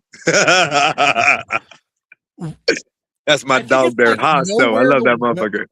It was nowhere to run one when we're still talking about the little itty bitty banger ring, and we had to mark that heavyweight where we're at the weigh-ins. And I think after he got off the scale, there was just a quick hug from Nick, and Nick's look at me and he's like, "This is my dog." And it's been that way ever since. And I'm guessing before. What was it about meeting Mark that you were instantly in love with this kid, drawn to making sure that he could pull the best out of himself as a person? Absolutely. They call me Saint Nick for a reason, and I have a God gift. My gift from God is I can recognize talent, and I can develop that. That is my God-given gift. I can make you from who you think you are into who you should become, a world champion. I do it with everybody. I've done it from different figure competitors, wellness competitors, my fighter competitors, my world champions. I've done it. That's my gift. They call me Saint Nick for a reason. It's because my gift from God is I can recognize your ability. I can see it, and I can take you there. There is a reason why people work with me. And when it comes to this and everything that you speak of, it's no different. I'm able to recognize talent. I'm able to recognize ability. I can recognize heart. I can recognize those who have it and who doesn't. And it's okay if you don't. It matters that you try and test yourself. But somebody like Haas, when I recognized him, when I saw him, I literally, he took a cardio kickboxing class of mine, which is so funny. I walked up to them and I said, "Who are you and why are you here?" He said, "I'm here to fight." I said, "Perfect. I got a fight card in 3 weeks and you're going to fucking fight on it." And he was like, "Oh, what? Wait." I was like, "No, you're fighting on it. You want to fight? You want to be a fighter? You say you're a fighter? Great. You have a fight in 3 weeks. Let's see who you are." Because I ain't going to waste my time. I learned that from Mr. Greg Jackson himself. I bet 1 million people have come up to that man and said, "I want to be the next world champion. I want to be the next fighter." He probably like, "Great, I'll see you tomorrow." I bet you none of them show up. Guess what? Back in 2005, when I told him that, I showed up. I never stopped showing up. And when I run in people like House, Brand New Blood, that man show up. And I respect that. And I like that. And I could see that the man has the fire. Some people are just built for it. Some people are ingrained with the idea. You don't have to force it. You just have to guide it. You just have to direct the energy correctly and make sure he's making the correct decisions and give him the tools he needs to accomplish that. That's Haas. Haas is the next world champion. Watch. Haas is dangerous. Haas is developing. Haas has John Dotson in his corner. John Dotson is one of the world's greatest coaches I've ever met. John Dotson was in my corner for my first 9 MMA fights. It was John Dotson who took care of that. This man has a gift. And to be able to take somebody like John, who has that gift, and give it to somebody like House, I guarantee New Mexico, we have another world champion. Guarantee it. We got a lot going on just from the coach Nick side of everything. Not to mention, was there some recent fitness or bodybuilding competitions? Did I see some more first place photos? Man, we're just out there crushing it with that. You know, we're constantly developing all aspects of our game. We understand that we've been blessed with life and that regardless of your choice of challenge, your life requires challenge to obtain the person you were created to be. Without challenge, you'll never know who you're supposed to become. Your comfort zone, your desire to be comfortable and happy and live easy, it will be your fault, will be your downfall in life. Learn to get uncomfortable. Find what you desire and you love that will be worth it. And when you find that, go and don't stop. Period. What else you want, Micah? Huh? You want some more, motherfucker? March 28th, I believe. I think I need to know some deets. I need to know what's going on. And I think we need to hear an update about Nowhere to Run. So Nowhere to Run, we got March 28th. We got kickboxing and Muay Thai. We have it at Overtime Bar and Grill one more time. We have a lot of misunderstandings, though, that were happening around. And last time I talked to you, we were hoping to get some clarification. What can you tell us about the confusion, the card, and what is actually pen to paper right now? Awesome. And I thank you. I think this is this right here is the closest like to the heart right now. You know what I mean? Because Nowhere to Run is like my baby. Nowhere to Run is like it was like we brought Nowhere to Run out the kickboxing series when nothing was going on. You know what I mean? It was never about money. I've operated Nowhere to Run at a total loss damn near 100% of the time. It was never about the money. It was about the community. It was about giving back to Albuquerque. It was about giving back to the surrounding cities and, you know, of New Mexico. The surrounding states started coming in. El Paso, Colorado, Arizona. They started getting involved. It was about giving an outlet that I had to get off the street. And let's be real, New Mexico is not ranked number 1 in pretty and pink. You know what I'm saying? New Mexico is hard. New Mexico has number 1 or top 5 in a lot of ugly rankings that we don't need to be a part of anymore. And things that we can present to the youth is where it starts. Those under 18 athletes, the future of our state, the future of everything that we have. That's where it starts. That's where was my focus. And I would love to be like, oh, the resistance, oh, they don't want to, oh, da-da-da-da-da. But I'm gonna be balanced. I went to the meeting today. Only John Judy showed up. Only John Judy showed up to speak on behalf of our part. I needed everybody to show up. I was a little heartbroken on that. That lets me know one thing, that it don't matter what promotion comes through. As long as we can fight, let's fight. And I'm in support of that. Nowhere to Run, that was my baby. That was our give back. That was how we gave back to the next generation. We could come in, we could give them sanctioned bouts under 18. That's what I'm talking about. Under 18. We gave them the ability to express themselves. Keep them off the street. Keep them from distractions. Keep them focused in the gym. They have a reason to go to the gym every day. They have the reason to get uncomfortable. They have a reason to get their homework done so they could get to the gym. Or get to the gym, then get home and get their homework done. They had a reason to be good students. They had a reason to be good sons and daughters. They had reasons. They had a why, because they had a goal. They had an outlet. They had something they were reaching for. And that was their ability to express themselves under the bright lights, under Nowhere to Run, kickbox, nothing like that. It's amazing. In the time that I've been around covering, and Nick's going to get to this, we were at one point, though, where I said this earlier when we had Barber Gabe on there. He remembers it. Lovato's had a smoker series.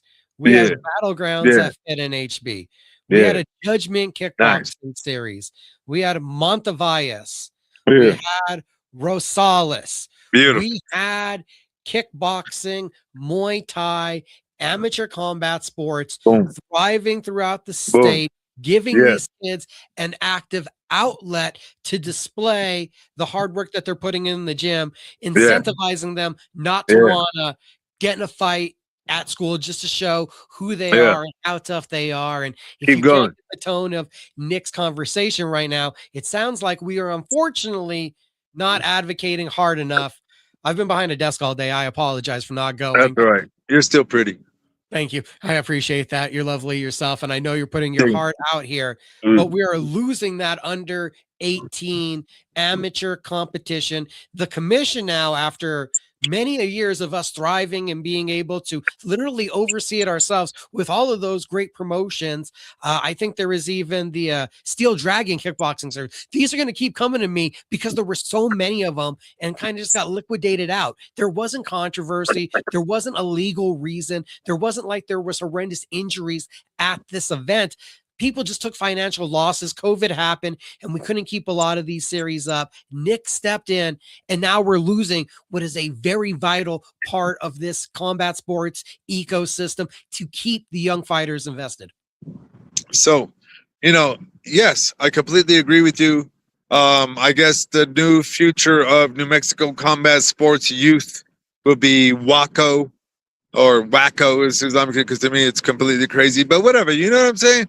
Listen, as long as New Mexico has an avenue, especially the youth, to compete and express themselves, I'll be in support of it. But just to tell me the things they told me, to pull the rug out from underneath me, not me, but all of you youth that have been training, putting in the work, it was super heartbreaking, for them to use words like basically safety and those kind of things that basically my show wasn't presenting safe organization for youth. Parents' permission for their child to be on my show wasn't enough for them.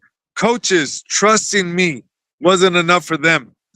So that's what breaks my heart, that we need to bring some international organization out here to conduct safety.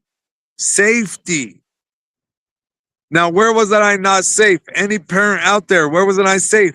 Matching headgear, matching gloves, matching shin pads, timed amounts of fighting, everything. I did everything by spec according to international law. Perfect. Everything to keep these children safe. Ringside. And knees and elbows only allowed with covering and protections. No, yes, but only in adults. I even switched that.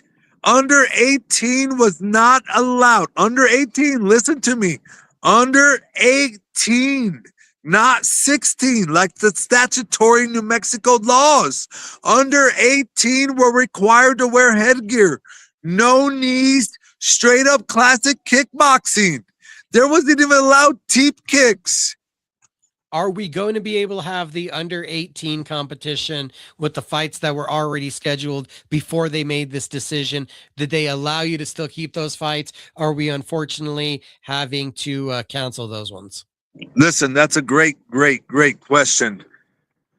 And there's a 50-50 answer to that. So let me be honest and say thank you, Ed Montanontes. Thank you, Monica. Thank you, everybody at the board, at your attempt to continue under 18 athletes to allow them to kickbox. We really do appreciate your attempt.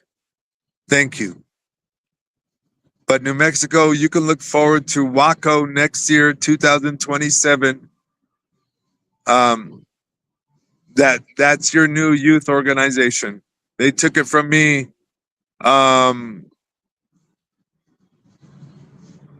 You know, they told me I can still have youth fights on my card March 28th if I'm able to get a hold of WACO and if they can sanction the youth bouts. What they just told me was basically if I hire 2 sanctioning organizations, then I can do it. At the same time, they told me I need 2 ringside doctors now, plus ambulance.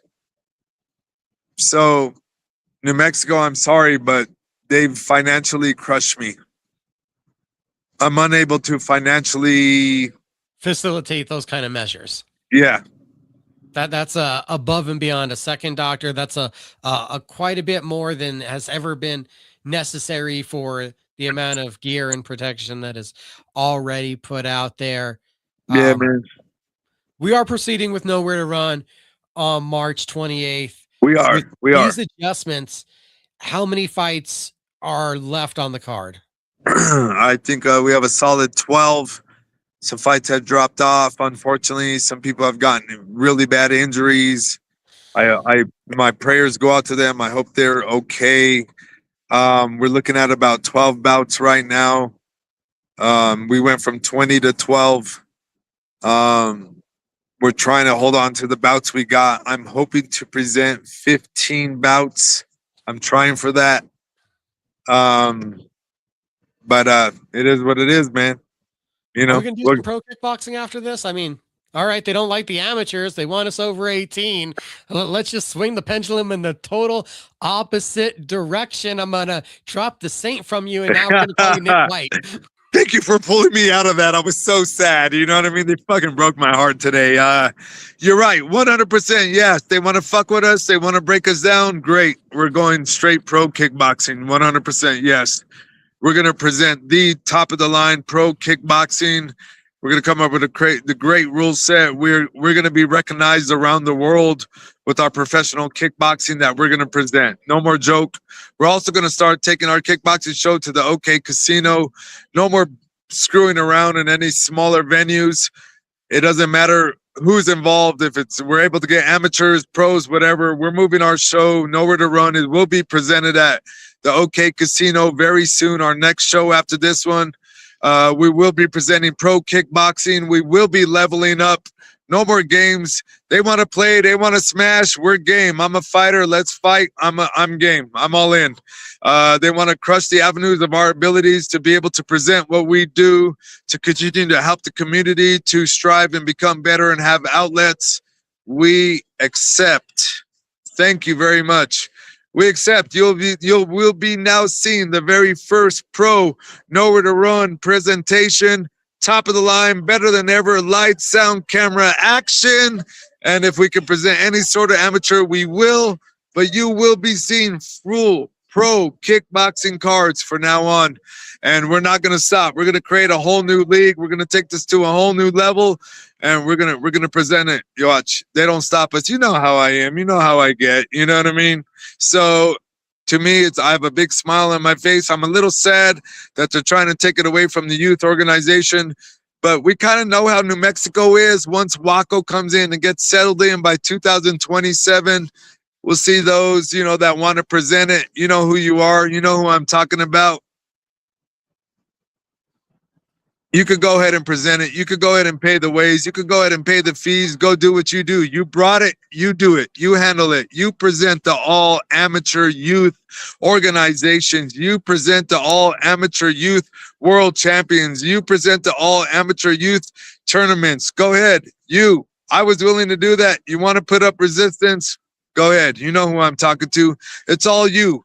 Welcome to the future of Nowhere to Run, the world's premier organization that will be recognized around the world, because the presentation we're going to bring with our professional levels, we're going to get us into Ryzen. It's going to get us into One. It's going to get us around the world. We are presenting a whole new bout. I guarantee. You think you're going to stop us? No, you've only helped us level us up. Watch this. Watch what we present now. I love the passion. It's always fun talking with Saint Nick, and I'm glad you remember tonight. Absolutely. I finally remembered. Yeah, everybody, I forgot last week. Don't judge me. Don't judge me. Nick, you have a great night. You too, my brother. Thank you. We'll talk everybody soon. We'll see y'all on March 28th. Nowhere to Run, Overtime Sports Bar and Grill. Come out, support your local show. We're in the fight of our lives, my friends. We're in the fight of our lives. We're going to continue with my fight show. That was Nick Gonzalez. Local combat sports and entertainment fans, you have a hard decision to make. It's a must-get-out night, March 28th. You're either at Overtime Sports Bar and Grill, we got kickboxing going on, or you need to get on over to the El Rey Theater, Duke City Championship Wrestling, Get It, Got It, Bueno, the best from the NWA against the best from NWA New Mexico. Always a pleasure talking with Nick Gonzalez. We have been guest after guest after guest after guest. Today, we haven't even started to touch on a lot of the hottest topics going around the world of combat sports. Like you start thinking about boxing. We're talking about kickboxing, transition over to the other side to the sweet science. And the world of boxing had a monumental announcement this week as MVP reached a deal with ESPN. So MVPW, Most Valuable Promotions, taking their all-women's boxing league to the mainstream, to the broadcasting masses, top ranked now, their deal going to MVP.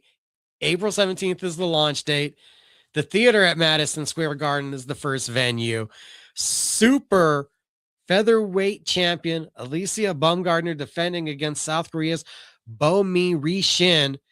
The bout will be contested under the men's 3 10-minute rounds. Women have been advocating to get rid of the archaic only 2-minute rounds, give them that extra minute to work, to implement their skills, to show how they could break down an opponent, given that time to have a marathon rather than just a constant sprint like in the amateurs. The card will also feature a clash between Shadesha Green, Lanny Daniels, super middleweight world championship on the line in that one. The second event of this deal, particularly interesting to our local community here in the Southwest. This is where we wanted the fight to happen originally. A cut put an unceremonious end to the first one.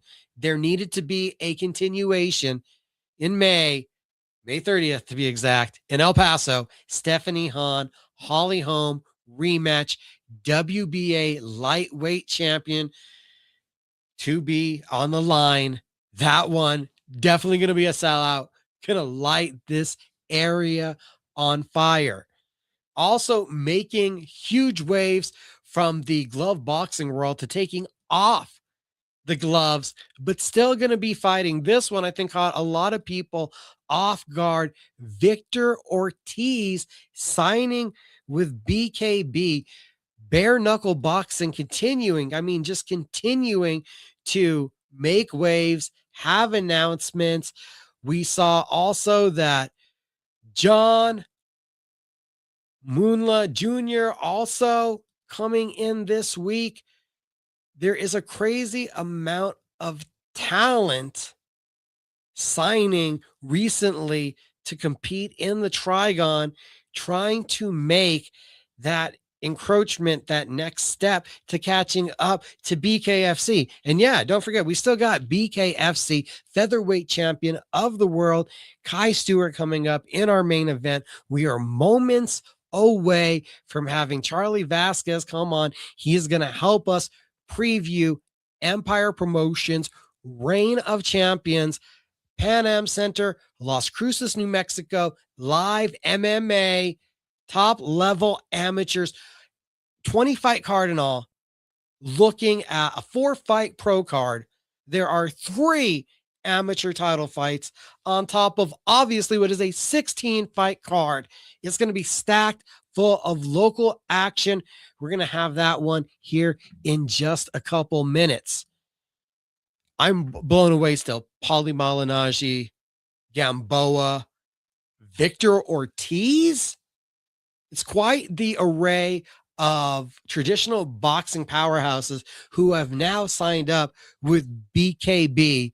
It's going to be interesting to see what kind of matchups they make and how they're able to utilize this talent, how they're able to progress their product with the names that they have around them.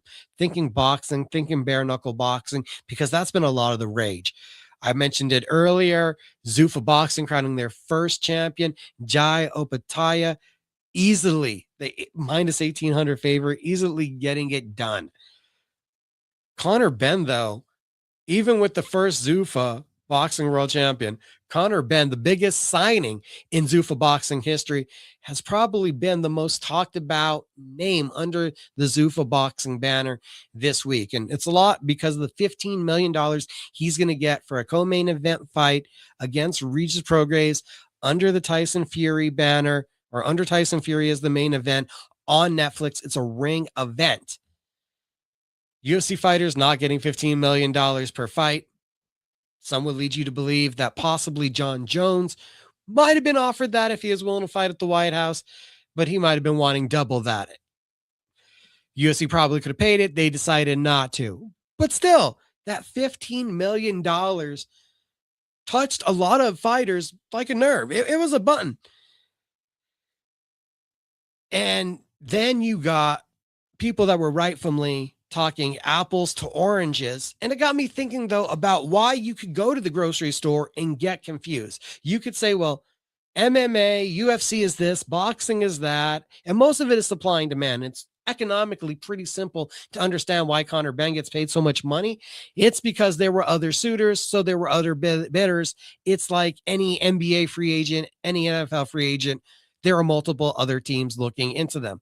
Unfortunately, in the MMA world, PFL has only been interested in an athlete here or there. So with the absence of Bellator, there's not a traditional free agent system that's going to force the UFC into negotiations.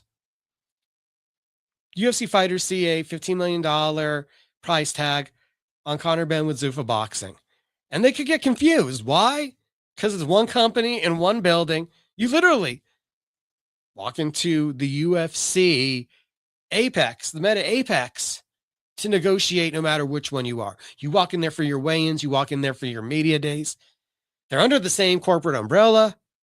Some of the people that are involved, depending on the show, if John Anik, Dana White, you got some of the same entities in front of the camera, behind the scenes, involved with both promotions. They're both available on Paramount.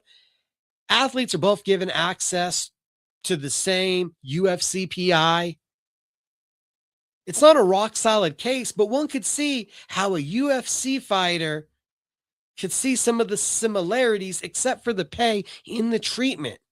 Zuffa intends to work on that. They are going to work on that, everybody. Once we get past some of these bigger entities that they're bringing in, a Jai, a Conor Benn, you're eventually then going to see the guys that they're building up that contract controlled. I was having a conversation with a fighter the other day, and it struck me when he gave me a number and he said 14%. I believe the UFC is at 14% right now of profit sharing to the athletes. Just to let you know, you look at the NBA, MLB, there's a lot closer to the 40, 50% mark in a lot of these sports leagues landscapes.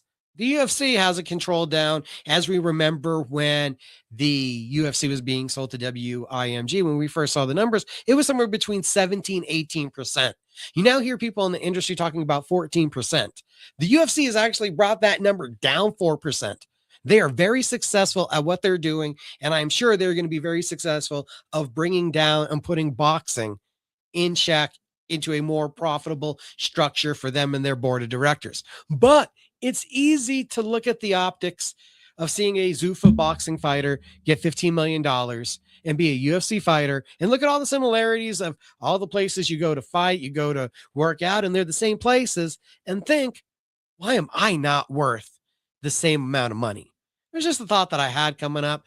And it's also kind of predicated also by Ronda Rousey, Gina Carano, a lot of the comments that Ronda Rousey has made, which we are definitely going to get into. We have a lot to get into tonight, and I think he's ready now. I see it. Just give us 1 minute to make sure that the audio works, and we're going to be back with Charlie Vasquez, our Empire Promotions Reign of Champions preview.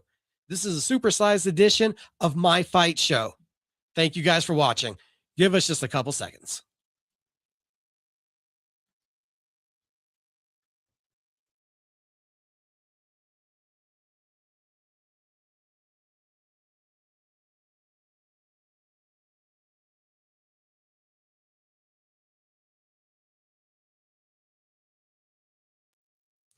We got MMA in Las Cruces. We have got a preview coming up for you guys. I believe our special guest from Empire Promotions, Charlie Vasquez, looks ready. We're going to bring him in right now. How you doing, sir? What's going on, man? How are you? Doing well, doing well. Keeping up with the sport. How are you guys doing down south? You know what? It's a little bit of a break right now. We got nice weather, so couldn't be better. Getting ready for the this weekend, man. Big weekend.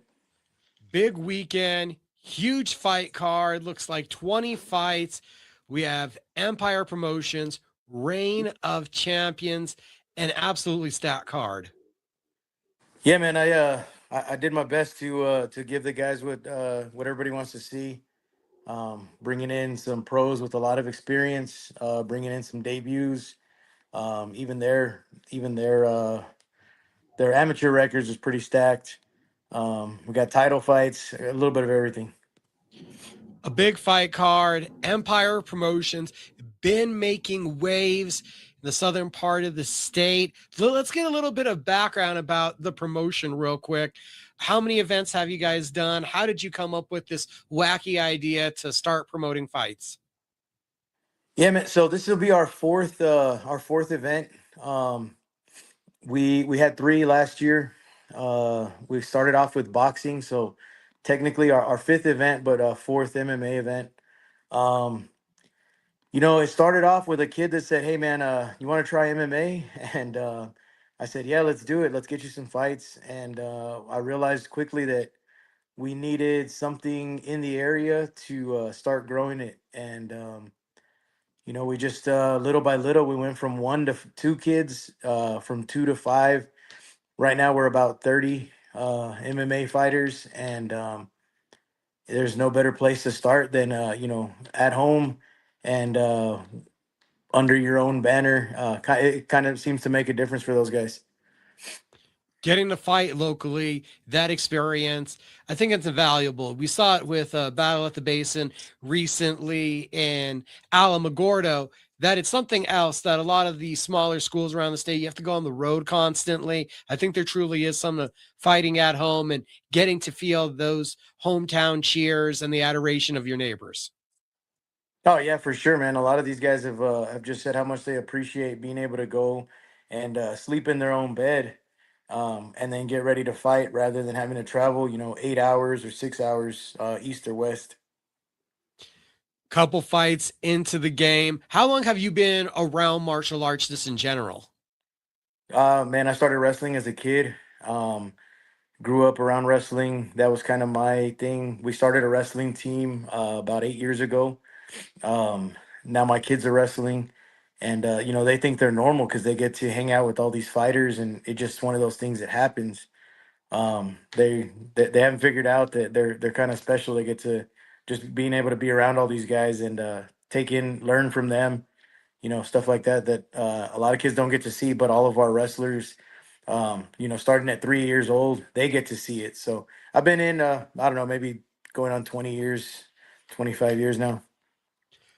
A specific spectacular venue. You guys are doing your fights out at the Pan Am Center. It's not like a little local bar. This is one of the bigger known stadiums. So I got to feel like there's a certain almost wow factor and breathtaking to walking in there and thinking we're promoting a show in a venue like this.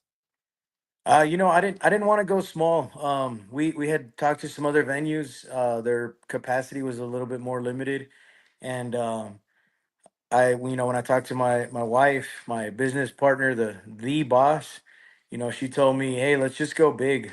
So we went out, we got a 30-foot cage, made it all white so it stands out. A lot of people, they just walk in and they see the cage and like, holy crap, that's something in itself. And then then it's the whole arena feel. Now all we got to do is get more people in the seats and make it louder for all the local guys to hear.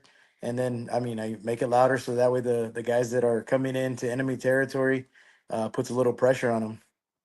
As I said, we got 20 fights, I believe 4 pro, 3 amateur title fights, a whole other stacked up amateur card at the top. Alejandro Cuero versus Peter Caballero.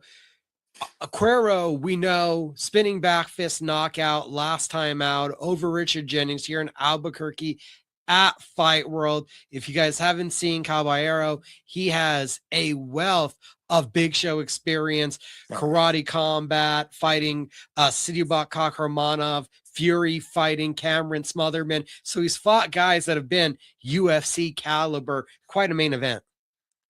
Yeah, so I reached out to Peter and his team. They were looking for a fight. They wanted to stay busy. And as soon as I started looking locally, I had a guy reach out to me. He's like, "Hey man, I think Ghetto would be a great fight." We looked it up. We made sure that it made sense, and both guys signed on right away. It's kind of crazy because we got all their paperwork in. Paperwork's a big thing, and they got it all in right away and said, "Let's go." So they've been ready to go.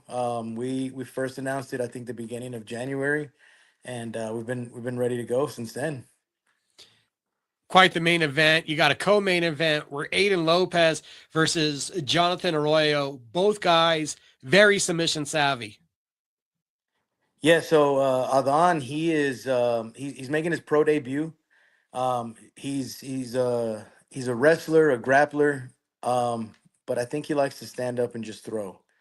He told me this time his focus is going to be a little more on keeping it standing, and he knows Arroyo likes to come forward. He likes to push forward.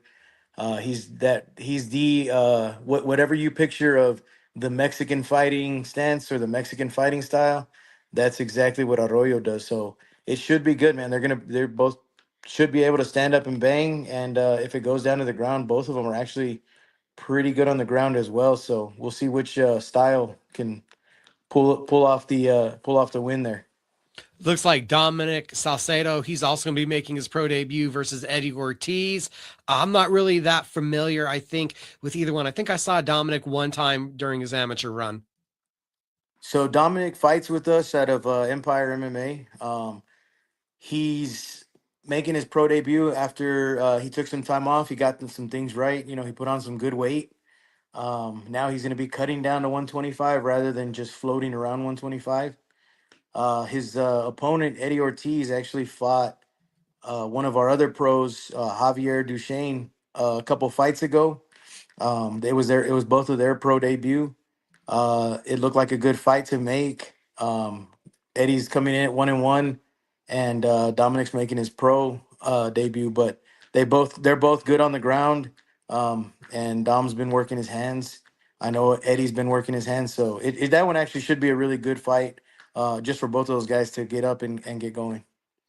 Donovan Garcia versus Javier Duchenne, who you just mentioned. Neither one of them has seen a decision. Yeah, so we're working on that. We still don't want to see decisions.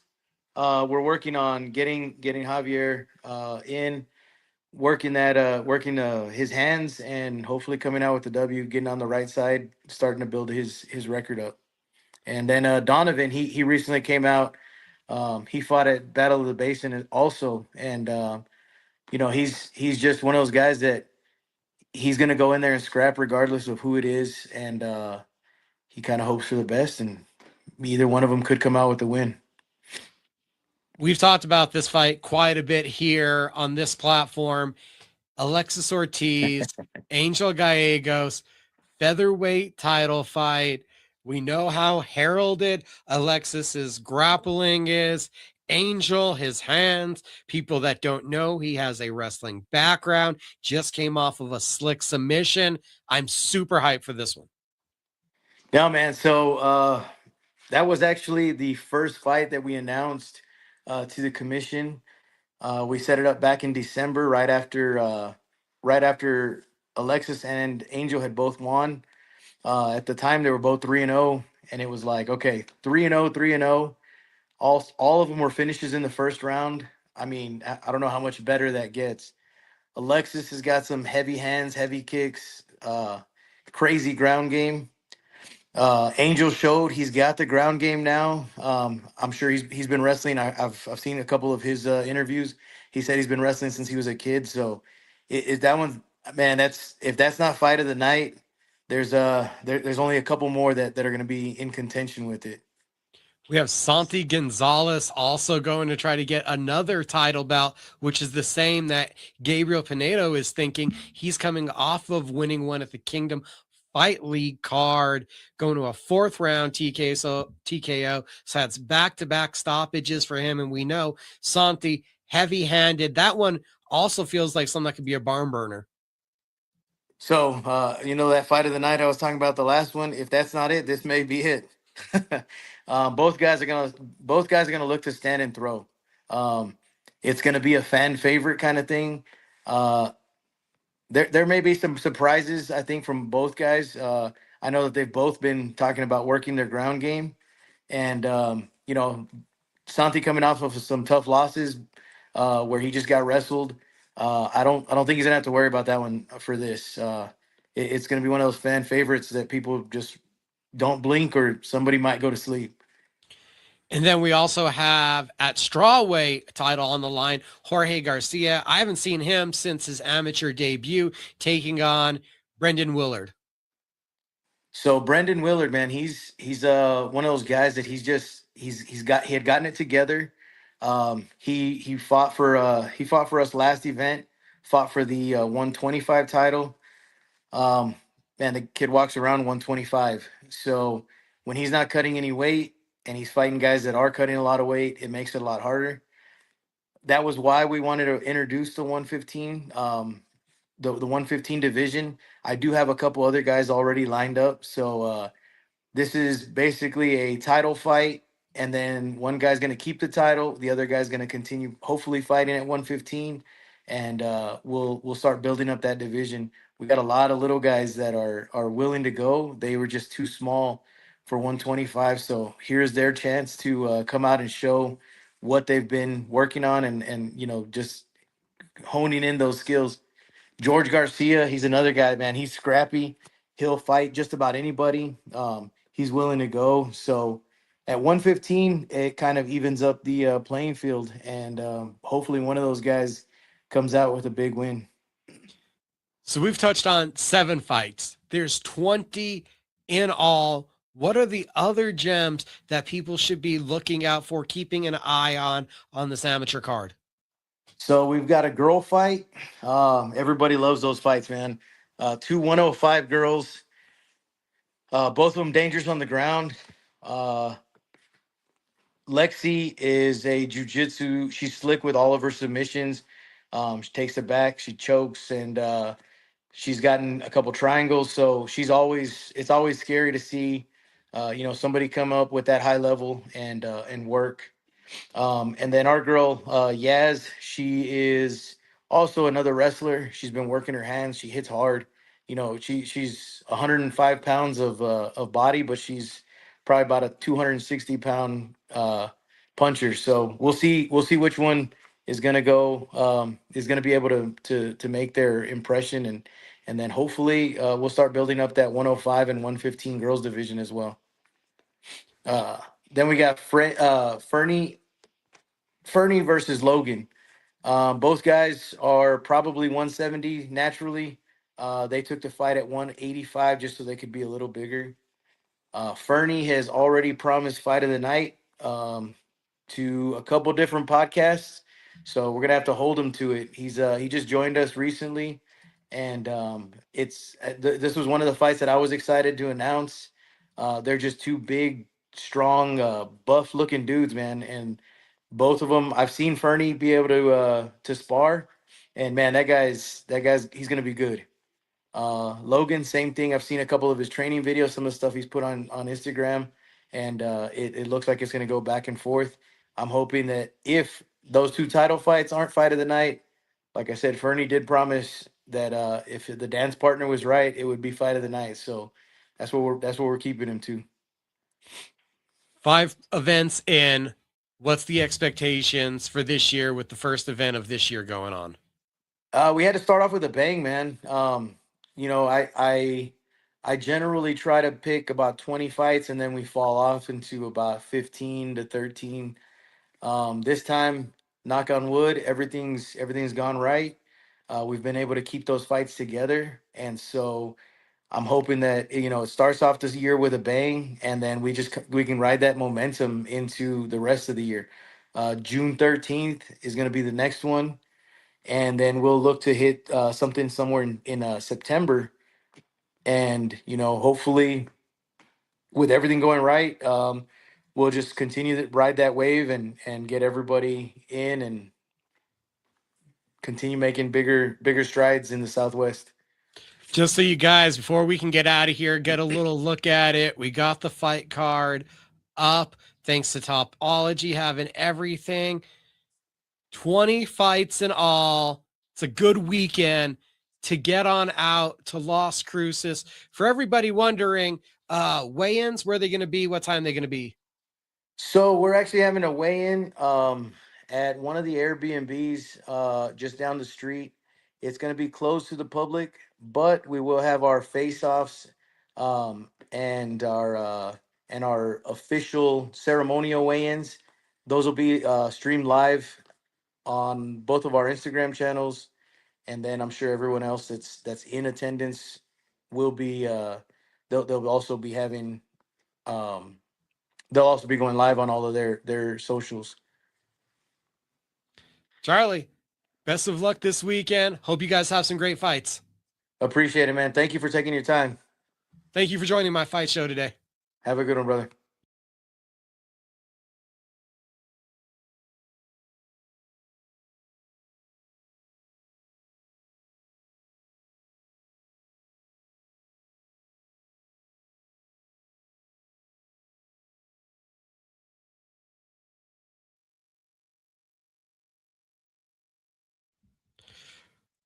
Well, we live, we back, we previewed Las Cruces. Robbie Ray Images will be down there shooting the event this weekend. You guys see Robbie, say hey. Robbie Ray Images, Robbie Ray Media, producing the wonderful videos that you see of the Cage Minds Fight Hour up on YouTube. You can listen every Saturday, hear it first. ESPN Radio Albuquerque 1017, The Team. Been a busy show already. My gosh. Josiah Reyes, Gabe Bencomo, Nick Gonzalez, Charlie Vasquez. A shout out to all you guys. Normally, I'd be tuckered out. I'm exhausted. It'd be quitting time. We already did MMA after hours. That's up. A lot of our reaction to UFC 326. The BMF has a name, and it's Charles Oliveira, cageminds.com for that audio only. Yes, still looking to bring that one to video, talking Mike Carlisle into it. Keep up with us at MMA After Hours over on X. We still got more to come. We still have Cristian Cabral here in a few minutes. We still have Kai Stewart. But before the Puma, before Cristian Cabral joins us, got to get to something that is a extra big, because this is an extra large show, an extra big topic in the world of combat sports. We already brought up most valuable promotions, MVPW, landmark deal with ESPN, women's boxing getting a major platform. The Han home rematch set for El Paso. MVP continuing to shake things up. Ronda Rousey, Gina Carano. Did you think it was a gimmick fight? Is it not maybe your cup of tea? Did you not think it was significant enough? It's been more than confirmed. The UFC, Dana White, they were actively thinking of making this fight. Timelines and Carano not being in optimal shape and needing to wait delayed the fight. Now, also, if you saw the press conference today, if you didn't, Ronda also points out that the change in the model from pay-per-view to the no-charge streaming service took away the pay-per-view points from the athlete. Conor McGregor has pointed this out, talked about needing a contract revisement before we see him fight again. Ronda Rousey echoing the same, saying that at a point there was a determination to get this fight made and to get her and Carano the true value that they deserved. Already a blockbuster announcement that MVP going into MMA, the promotional power that Jake Paul possesses on top of the Netflix model, still going to streaming service. I'm guessing they're just getting a bigger cut that they are financially happier about. The card also, if it didn't need it, I mean, it really didn't. Ronda Rousey, like 15 million social media followers. Francis Ngannou released from the PFL, and he knew that was coming. And very quickly, he is now on the MVP card. And Francis Ngannou is going to be taking on Felipe Lins, 2018 PFL season heavyweight champion, a 4-fight win streak. Hasn't fought since 2024, though. Those 4 wins came at light heavyweight, 205 pounds in the UFC. It was noted there were other options for Ngannou. Rico Verhoeven, who is going to be taking on Alexander Usyk in front of the Pyramids of Giza. We talked about that a couple times last week. Is a name that was referenced. That would have been interesting. King of kickboxing versus an all-time heavyweight knockout artist in MMA. Didn't come to fruition. A lot of speculation that now signing with MVP Promotions makes it a lot more realistic that one day, if Jake Paul is able to get back in the ring, it could be against Francis Ngannou. All of that is cultivating an interesting spectrum of MVP being the biggest challenger to the UFC.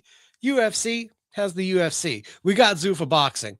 MVP is like, if you can do it, we can do it, but they're not going to do a league. I don't think that they're going to do MMA fights consistently, but they might make a mark here in doing big fights. And is that the way you change the industry from the fiscal perspective, is having somebody that can have the negotiation muscle, have that financial backing to literally throw around numbers that a Ronda Rousey, a Francis Ngannou is going to be happy with. That is an interesting turn of events. You hear Ronda Rousey at the press conference. She's here to challenge the new corporate model of the UFC. She wants to change the landscape. She is here to be a disruptor.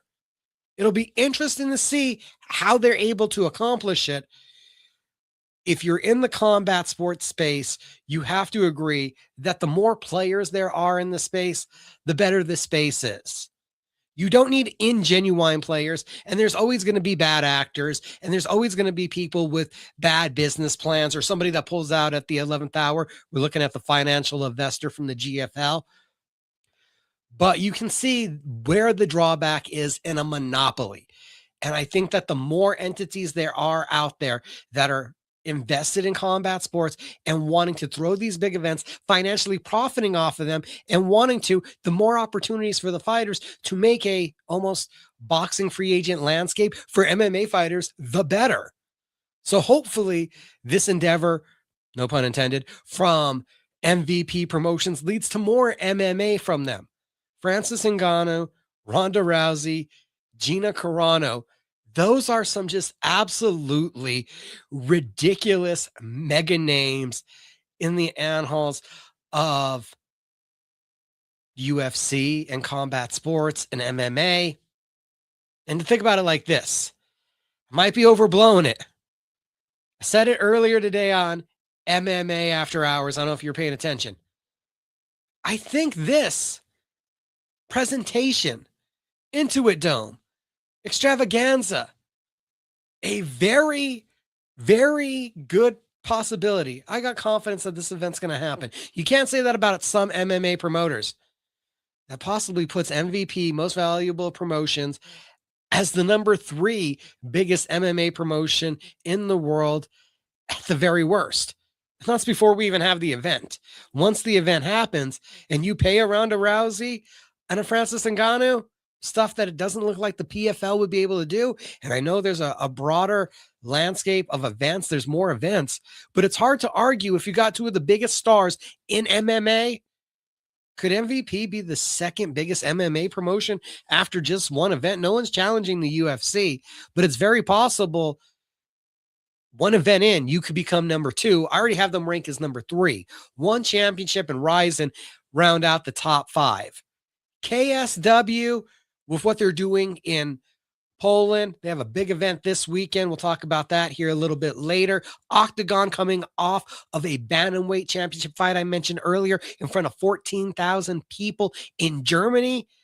ACA, the biggest promotion in Russia. Brave, what they've done in Bahrain. We know the LFA is the biggest feeder to the UFC. You got Cage Warriors, CFFC, Fury FC, UAE Warriors, A1 Combat. We got APFC, who is down here in Albuquerque, New Mexico all the time. And that's where I was thinking. It's about the top 20 promotions. We're a little bit under, we're about 16 promotions in the world. And when you get those last 6, they're all the feeders. You look at those 9 global entities, it's pretty easy to assume, as great as Octagon and KSW are doing with cultivating talent, we've seen all the Polish fighters that have come over and have started to be very successful in the UFC. They're still just not of that same ilk and play. One is almost out of the MMA game. It feels like they are more concentrated on kickboxing, Muay Thai, grappling, that there is a real opportunity to see Most Valuable Promotions be the second biggest MMA promotion in the world in just one event.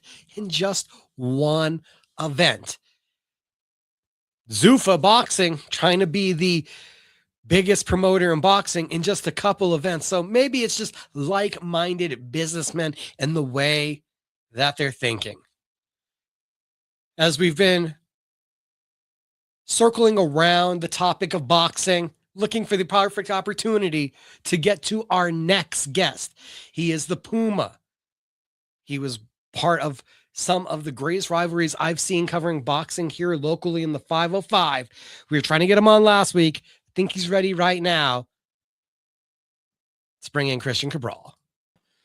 My Fight Show welcomes in the one and only El Puma, and he's rocking a really nice custom tee right there. Yep, you already know.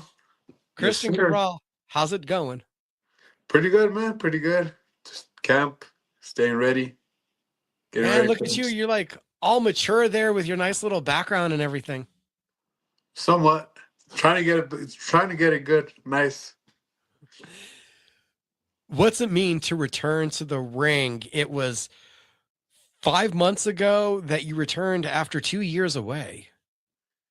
Yeah, I mean, it feels. I don't know. I got the call. They asked me if I wanted to fight, and I said yeah. And been staying in the gym, trying to stay in shape, and trying to stay ready for them fights coming up. Was the break intentional, the 2 years off, or was it just things not coming together? Like, did you intend to have that rest again? Just work and the kids, just family. I like spending time with my kids and stuff, and my wife always pushes me. She's like, "Hey, you gotta get back in there."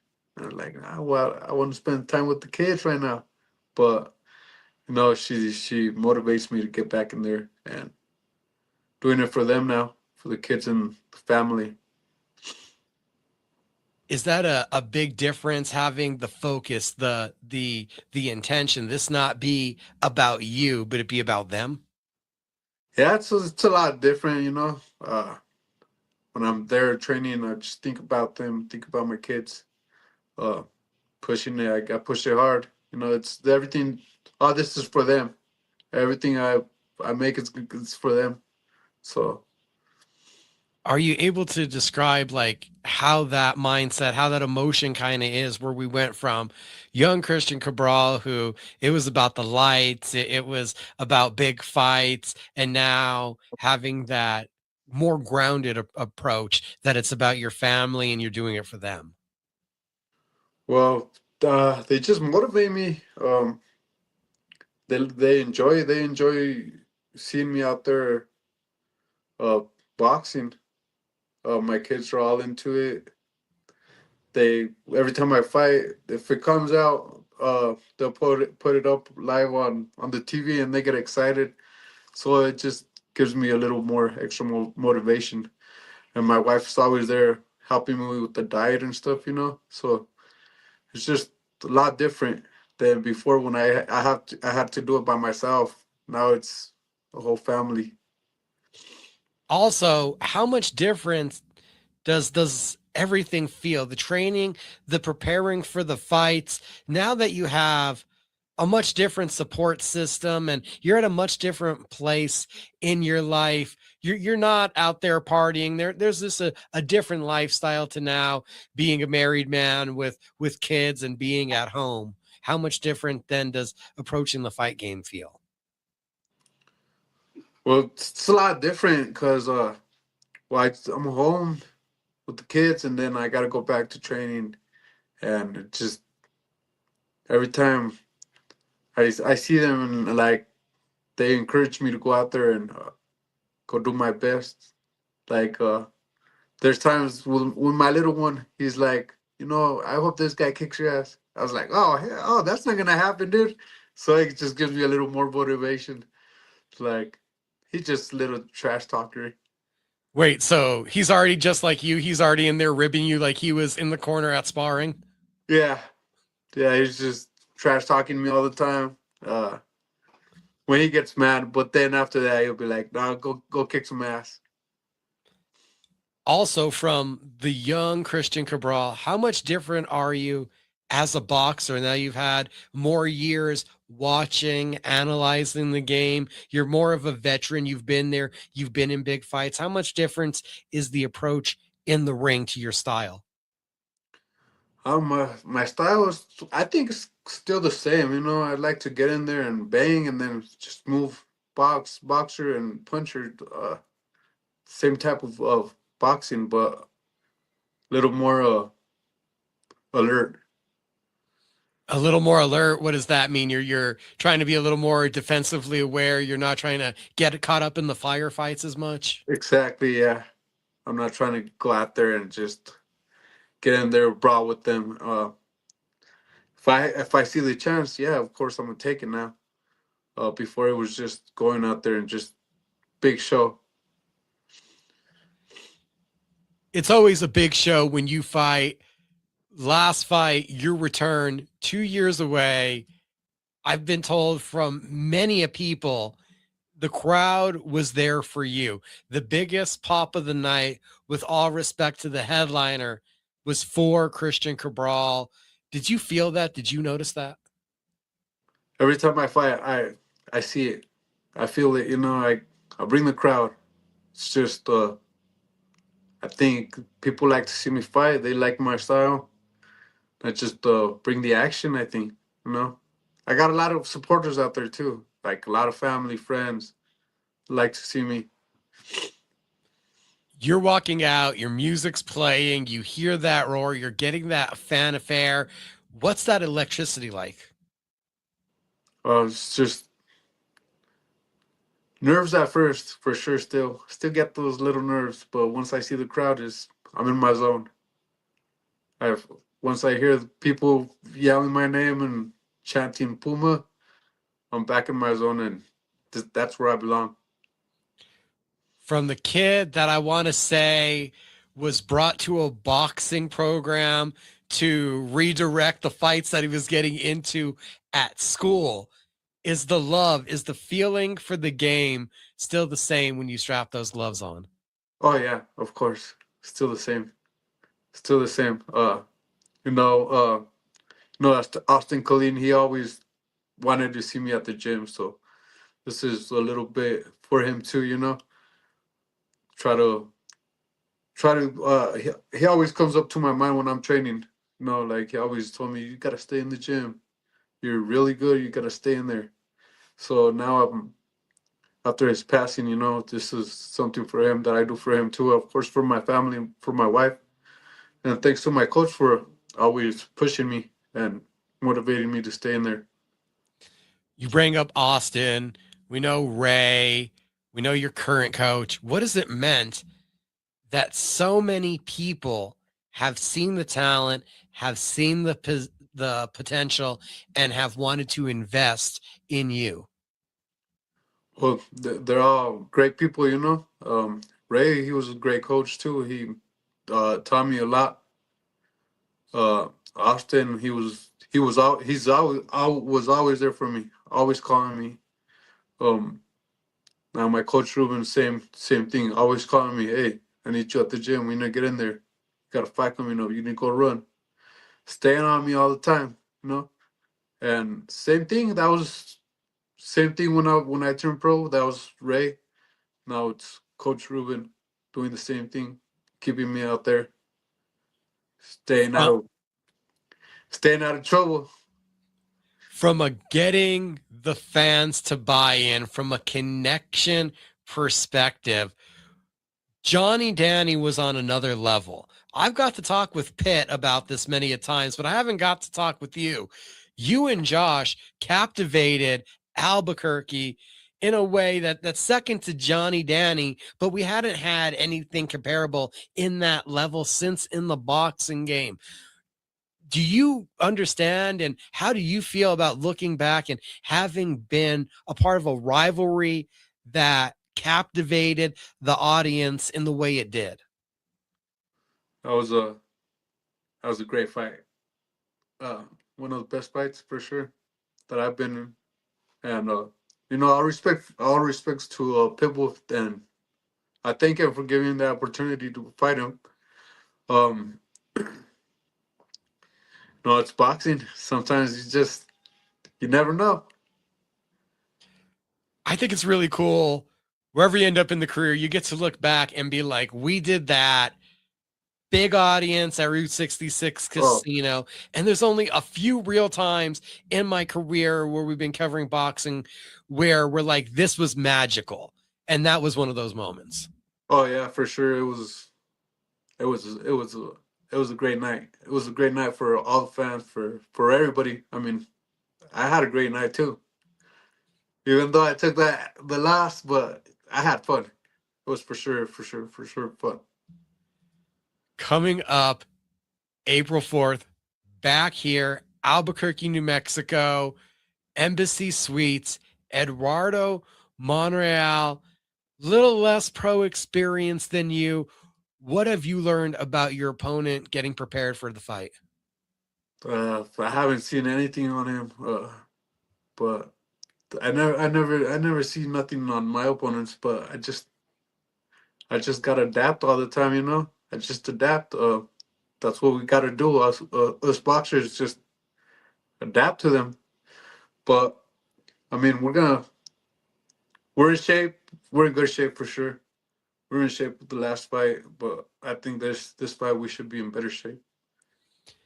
Not sure if you want to give away all of the secrets. You said working with Ruben. Who are the people that you're sparring with? Who are the people that you're going to work with? I've been going to Able Fit, getting some work out there. Some of my teammates at the gym. Some of them. We have one of the guys fighting there. From our gym, he's fighting Max Moya or something like that. I don't know his last name. Pitbull's team. Yeah, Max Moya. Yeah, I've been sparring him. We've been helping each other. He's more of a MMA fighter, so this is his first boxing fight. But it's a great kid, great boxer. Been working with them and some of the guys from heavyweights from my gym. Been helping me out, but everything's good work. We got Cristian Cabral, veteran pugilist. Can't let him get away without asking him. What do you think about boxing nowadays? Just the landscape. Floyd Mayweather's back. He's gonna do exhibitions. He's gonna fight Pacquiao in the spear. There's Zuffa. There's Ring. As a lifelonger in the sport, what do you think about boxing right now? I don't know. I don't know about Sufa, honestly, but I mean, Dana's trying to change the game a little bit, but we'll see what happens. I mean, it's a cool thing that he's doing, but I mean, everybody's got to promote themselves. I don't like the trunks, just black and white or green with just one color. I think people, us boxers, should come out to our own style. You know, Have that flair. That's what represents us. But I mean, I like the ring, but WBC, Floyd Mayweather and Pacquiao, I think they're too old already. We seen what happened to Pacquiao. He didn't look that great. But I don't know. Should be an exhibition. I don't think it should be a real fight. All right, let's get controversial. Got to know. I'm asking right now, who's Cristian Cabral's top 5? Who's your top 5, pound for pound, your top 5 right now?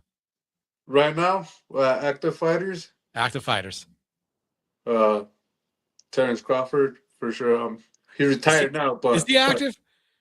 He's not active anymore, but he's basically active. I don't know if this retirement's going to stick. Yeah. Well, all right, so we'll go Crawford. For sure. Canelo. Okay. Benavides. Bivol. All right. And let me see that last one. And Navarrete. All right, Navarrete. We know Cristian likes the offense. He is coming forward. Not a mention of Usyk, not a mention of Stevenson. No, I like the pressure fighters forward. I mean, Crawford, yeah, he's got a little style, a different style, but I love that style. Styles make fights. Cristian Cabral always comes out and tries to make a fun fight, and that's just the way you've always been, isn't it? Yeah. I like to make it fun in there. You know, that's just how I am. That's how I box. That's how I like it. Make it entertaining for everybody. The legacy continues. 3 April 4th. Cristian Cabral. Took a while for us to get this together, but we made it happen. Thanks for joining my fight show. Thank you, Michael. Thank you to United Fit. That's my gym. Carlos Mora and my coach Ruben, my wife. I want to thank all of them for keeping me in boxing. We're glad to see they did. Yes, sir. My Fight Show welcomes and the one.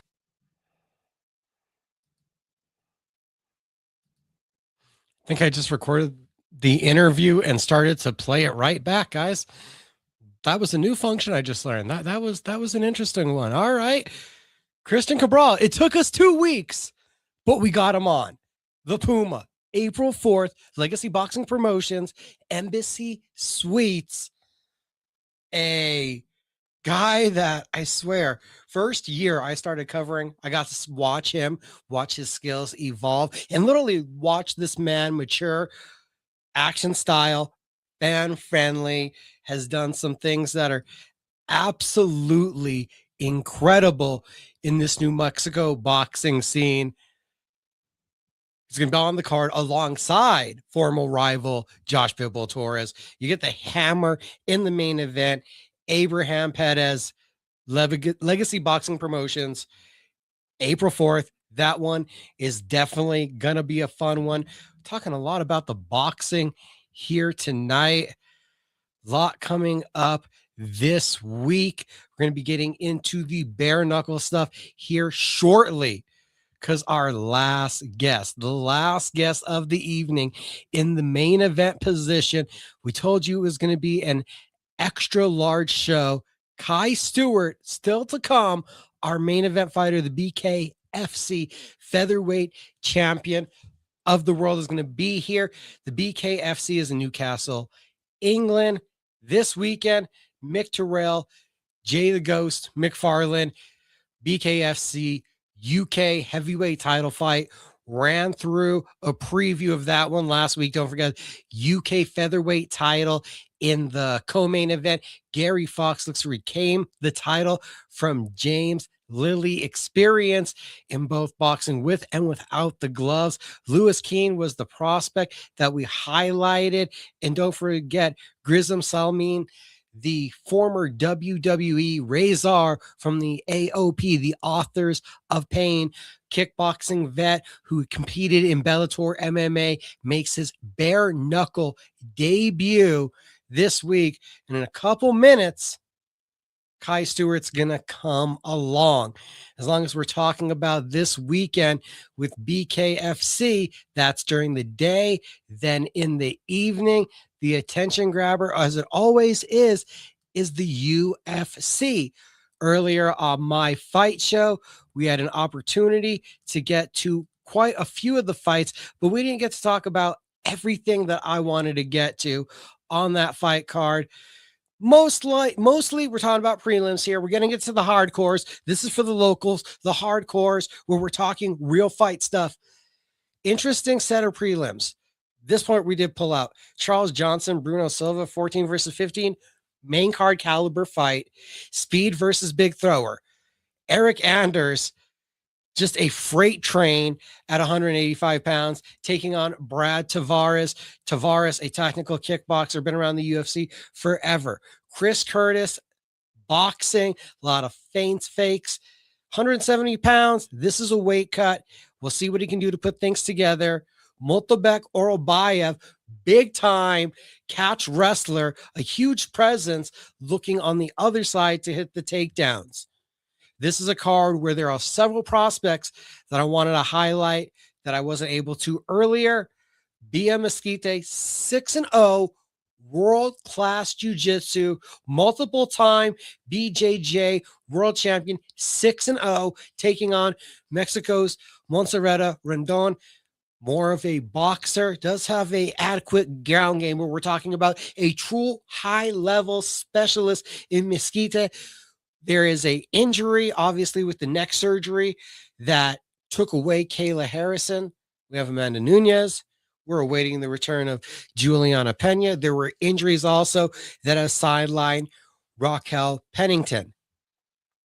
Norma Dumont is trucking towards a big fight. And outside of Norma, Bia Mesquite is the most promising prospect. She is in her mid-30s. Striking while the iron's hot is going to be prevalent. And I think that there's a good chance that she is able to, just with her jiu-jitsu, manage and overcome a lot of this competition.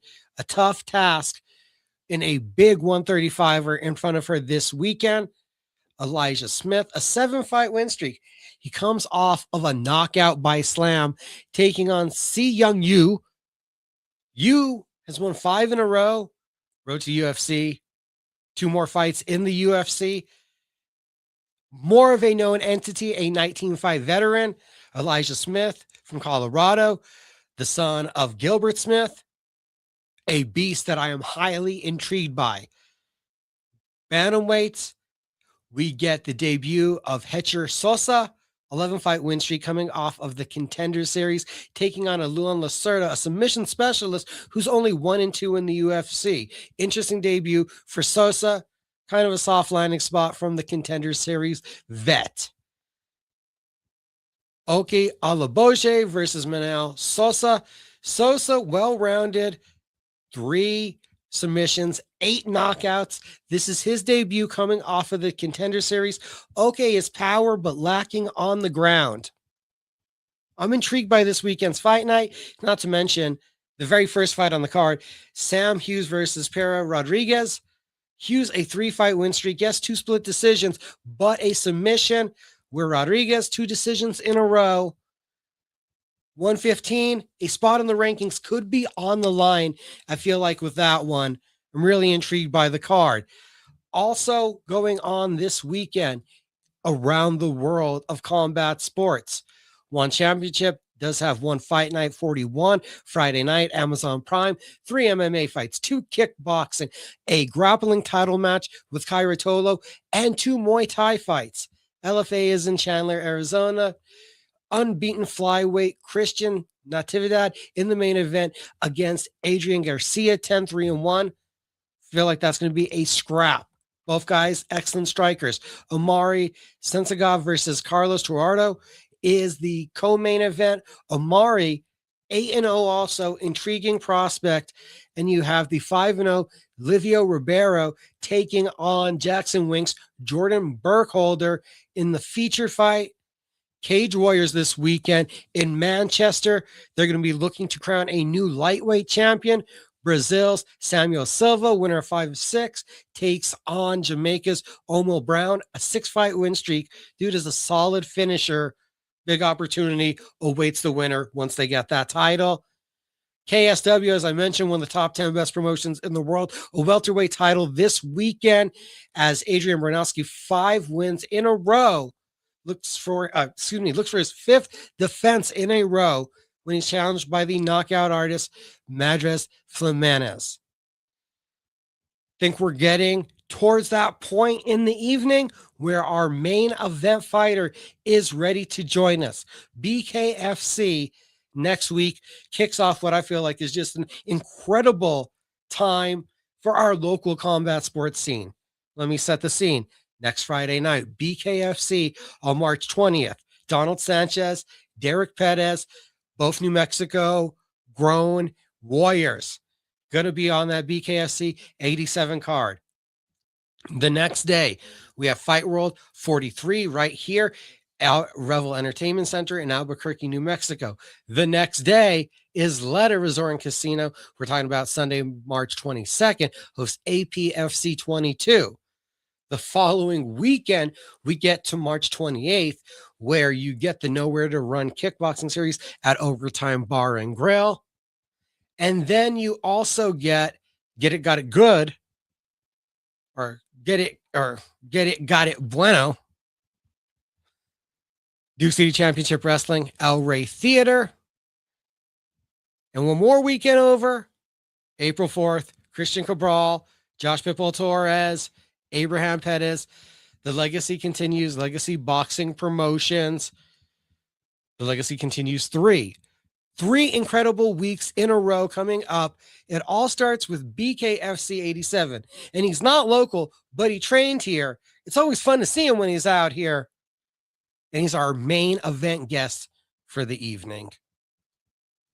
For tonight's main event interview here on My Fight Show, we have royalty joining us. He defends at BKFC 87. There's only one king in BKFC, and he's Kai Stewart. Yes, sir. Yes, sir. How are you? How are you doing, Mika? Oh, good. Been a long time since we've gotten to talk, and Kai Stewart, like fine wine, just keeps getting better. Yeah, absolutely. I think we have to just an honorable mention is the better the mustache looks, the better the better we fight. So we're getting a nice bushy stash going, and everybody's catching on. Everybody's starting to realize. I think whenever we first talked and we first met, like I was the biggest hated guy, and I'm still one of the most hated, one of the most called out, but I've definitely earned my respect. People know who the fuck I am now. People knows that I mean business. So it's been a long road, bro. Actually, the road goes back even further than that, because if you'll remember it, we're standing at Knuckle Mania. Brian Sosha's just running around like crazy. And real quick, he's grabbing me. He's like, hey, you got to meet a bunch of people. And then he's like, hey, Kai's the youngest guy on our roster. Shake hands, meet him. He's awesome. He's going to be big. And ran me right by you real quick. We stood there for like 2 more minutes before he was like, all right, good. You guys met. Move on. So it has been quite a journey for you. Yeah, it's that was the New Mexico card, correct? Yeah, that was one of the first times that I actually went to one of those big shows, and that was kind of the start of me like showing my face at every single event possible, you know what I mean? So yeah, good times, man. Man, and then we got to bring it up. You said the first time we talked, well, the first time we talked on camera, all of a sudden there was a giant arm coming from behind my head, and you've outlasted Howard Davis in this sport, and you put that to bed. And it's appropriate we talk about that moment as you're hated in Florida and going to be heading right back there. Man, it's my home away from home. I think that they have a lot of respect for me after beating those guys. You know, on the surface, you know, one thing I think the Florida loves more than hating on me is the USA. So I do think heading down to Florida, USA versus Spain, I think we're going to be in a good spot. I do know that they're going to try to butter me up a little bit to get a rematch with Brian Duran. And so we'll see. We're on the same card. He's I think he has an opponent that he should finish, so we might make some noise, and that'll be that. But yeah, zero pressure going to Florida this time. Last time I was the biggest hated guy, and you know, I was booed so fucking crazy. It was the craziest shit I've ever heard. Just 10,000 people booing me directly at my face because of how the seating is. Fucking great, bro. But now we're gonna go back. We're the loved guy. I think my last 3 fights, I've gotten a good pop from the crowd. So I think this one's gonna be no less. 3 years of just championship fights. We still know that you are a young, maturing fighter, still on the bright side of 30. Are you able to associate, like mentally, like that you've already been involved for years now in consistently big fights? Yeah, you know, that's going into this fight. A lot of people are saying Nico Gaffey's going to be my toughest fight. And I think that he's a very skilled and very talented fighter. But at the end of the day, he has 3 fights in the organization. I have 5 world title fights on the big stage, lots of pressure. So in reality, instead of, you know, blowing that up into big proportion, it's more or less I get to surrender outcomes and, you know, win, lose, or draw. I'm going to be in a fucking great spot.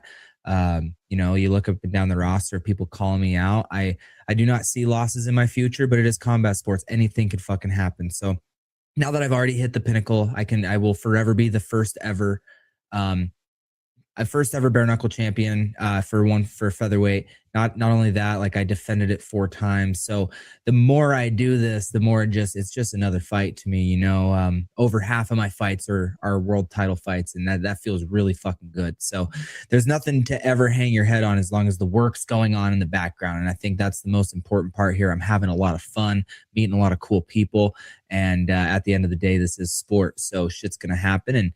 And that's the type of the head that you have to have if you praise a fight or think shitty of a fight, you know, you're going to perform differently. But if you see every fight as exactly the same, win, lose, or draw, it just kind of lets you let go.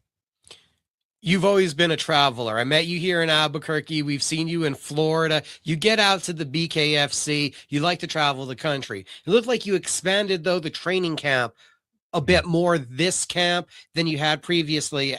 Albuquerque, Montreal. Did it just feel like it was time to spread the wings, or was there a specific thought process with right now was the best time to get out and visit all these places? So I had just such a layoff. I knew that I needed to go get some really good rounds in with people just to kind of get that rust out of the way. Because I mean, I stayed in shape. I did 3 fight camps getting ready for this fight just because we thought we had different dates. And so I went out there. I sparred with the likes of Rob Font, who may have not looked the best in his last fight. He did great. He didn't get fucking submitted. He got off the ground a couple times, but at the end of the day, like, he's a fucking amazing striker, and him and I shared some great rounds. Me and Eamon Zahabi, who's now going to be fighting a foe of mine, Sean O'Malley. I think that there's a lot of really, really cool. You have to get better. If I'm going to the same gym every single day and beating on these guys, no offense, my training partners are all great, but it just, there's a false sense of reality. And so I'm still in the same spot for my full fight camp, my day-to-day, my 8 weeks. But we went up to Montreal because that's where my manager's at, Georgia St. Pierre, Faraz Sahabi. It's just, everything's working so freaking good to be able to just spread my wings a little bit and learn more. Because you got to remember, I started boxing in 2021, end of 2021. So like, I'm still so new and green in my striking that even though I do make my own game plans, I do come up with a lot of things. I still have to learn the fundamentals of the sport from people that have done it. Nobody's been in the bare knuckle ring as long as me, with the select few of a couple bare knuckle fighters on the roster. But, I got to be top 3 in total fight time. It's got to be close. It's got to be really close.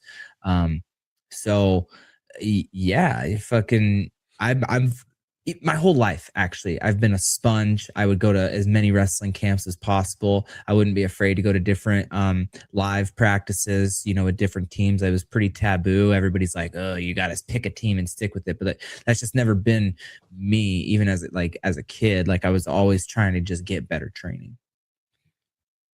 Nico Gaffey, I heard you say earlier this week you expected him to beat Brendan Allen. So did you kind of expect that there was a point where you two would line up?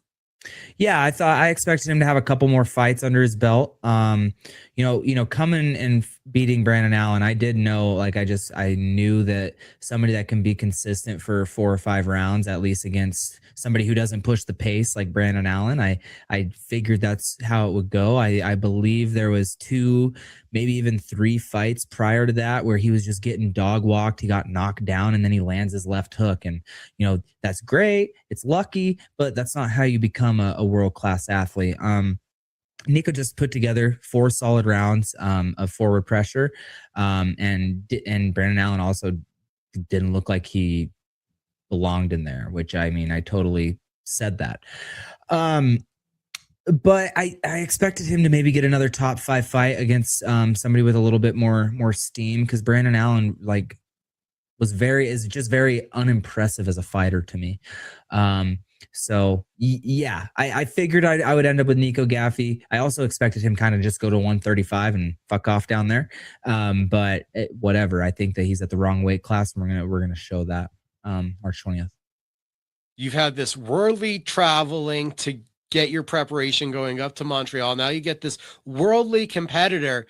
Is there also something to it where it feels like for the last couple fights, they've taken a liking to wanting to push Nico, so there'd be a satisfaction from you and just shutting down another guy that they're trying to build? Yeah, I haven't seen a ton of media on him. I know that Conor McGregor likes him because he got I think pretty sure he has a Conor McGregor tattoo on his calf, which is so fucking, like, he's a little fanboy. Conor's a legend, but I'm sorry, I don't respect another man that has their boss tattooed on their leg. Okay, so I don't know how much they really want to push Nico. I think that it would be good for Spain. I'm their guy. Like, I'm the guy. I'm younger than Nico, and Nico's the young guy trying to beat me. It's just they're trying so hard to make a fight with me look good that they have to push the guy. Edgar Plaza, I think I'm going to dance circles around this guy. He's very one-dimensional. He's very good at what he does, but he only does one thing, and we've seen it time and time again, and we just shut these type of guys down. I think a fight with Edgar Plazola would have just been a little bit more pop. He has a lot more fights in the organization, a lot bigger of a undefeated record. So there's just things that, he wasn't ready. He had surgery on his hand or whatever. So No harm, no foul. Nico's just a pawn in the game. A pawn in the game for me to be a global superstar. So The global superstar trajectory. When you meet a guy and you're up there in Montreal and you get to rub elbows with GSP, do you at all ask him what that's like and how you handle getting that big at that age? Just so, some friendly words of advice for you to navigate. more or less, I didn't really, I've never been that type of guy. I hardly even like to ask people for photos, but at the end of the day, it's how he conducts himself in the gym is what I as a champion, I demonstrated. He has absolutely zero ego. He was in there grinding. He had his headgear on, just absolutely pushing the pace on people, and he's not competing, so that's that champion goat mindset, and that's a life that we've been living. But he's done it at such a much higher level, such a much more global respect. So being able to just know that it's possible to reach that pinnacle and remain humble in who you are is kind of what I aspire to be. So that's kind of the advice that I took from Georges St. Pierre. He did shout out my bare knuckle fighting. They didn't really give the respect to bare knuckle until they saw me fighting, sparring Ayman Zahabi and Rob Font, and they're like, oh shit, okay, makes sense. So so I kind of put bare knuckle on the map there a little bit. Was it just your manager's connection with Montreal that got you in there, or was there another kind of connection that got you in a TriStar? It was all my management's connection, but I knew a lot of the guys through social media already from there. So it was a long time coming. My nutritionist is up in Montreal as well. So it all just kind of, I built a team around who my management has, and half of my agencies in Texas, half of them are in Montreal, Canada. So there's I just know that, like, for example, for their sparring class, from 135 to like 160, there's like 75 people that showed up. So I knew that, and that's why I chased those type of rooms.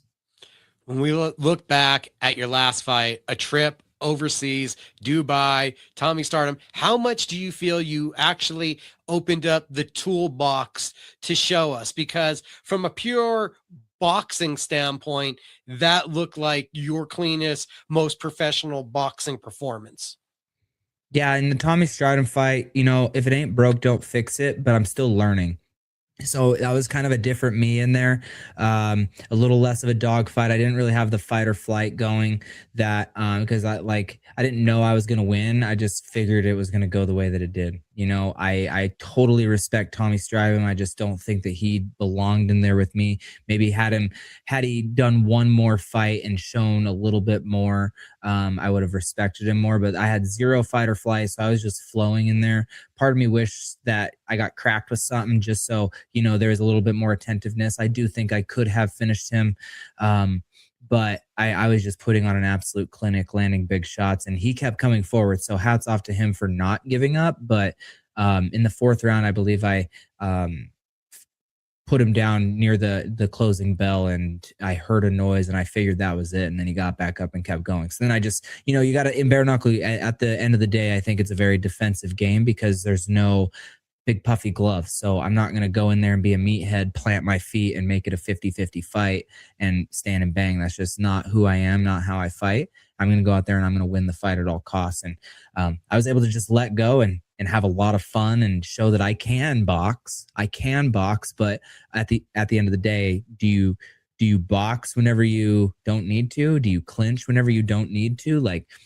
That's the fight IQ that I bring to every fight. And this next fight is going to be an even more different fight than the last one. So my toolbox is just growing and it's ever evolving, because if you're not evolving, you're going to get your ass kicked. So obviously if it ain't broke, don't fix it.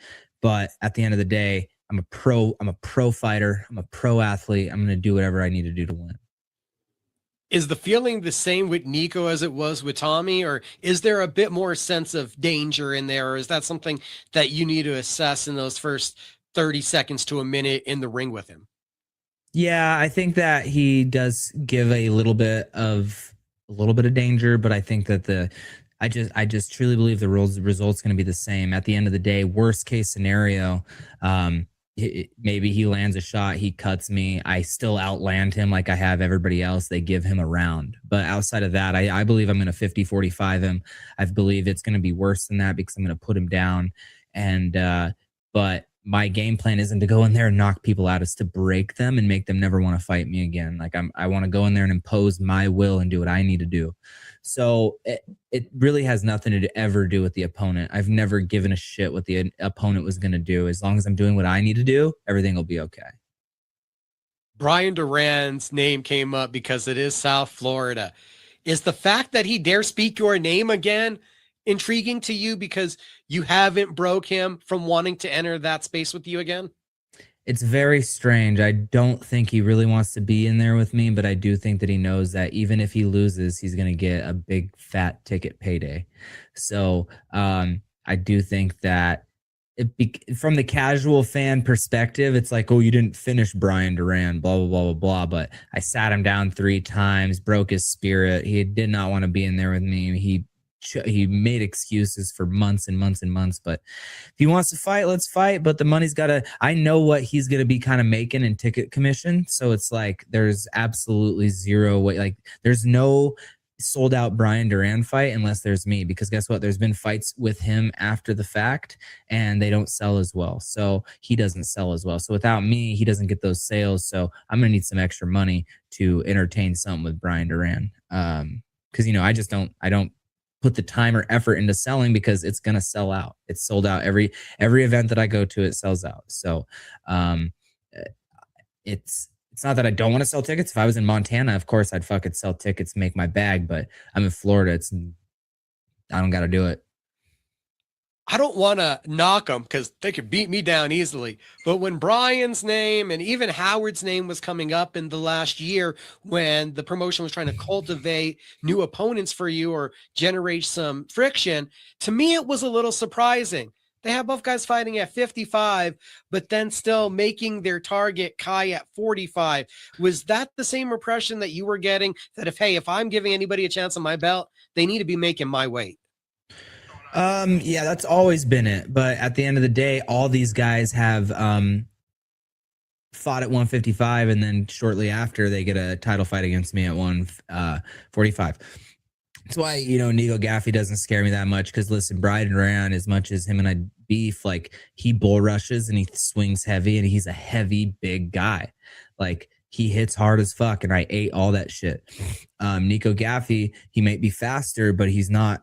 I don't think he's going to pack as big of a punch as these bigger guys. Like Howard Davis, huge guy, took his best fucking uppercut and best overhand right, whatever. So yeah, it's very strange to me how some of these guys get title fights, but at the end of the day, they were popular. Brian Duran was undefeated with 7 finishes. So even though it wasn't top 5 or 145 opponents, that's still, it makes sense. If it makes dollars, it makes sense. It apparently made enough dollars. And yeah, at this point, no opponent ever fucking surprises me anymore. I'm just like, okay, let's fight. I feel like there's a different aura to Kai. You're a little more vulgar, but you seem to be like a little more actually calm, like understanding, like you see the vision and you see the path. Like there was an anger or like almost like an anxiety about how you wanted to get to the top before. Does it feel like now the process is a little more laid out for you, or what is the feeling? What am I acknowledging here and I'm seeing in a different Kai? It's more or less I was fighting too much for the victory in my past.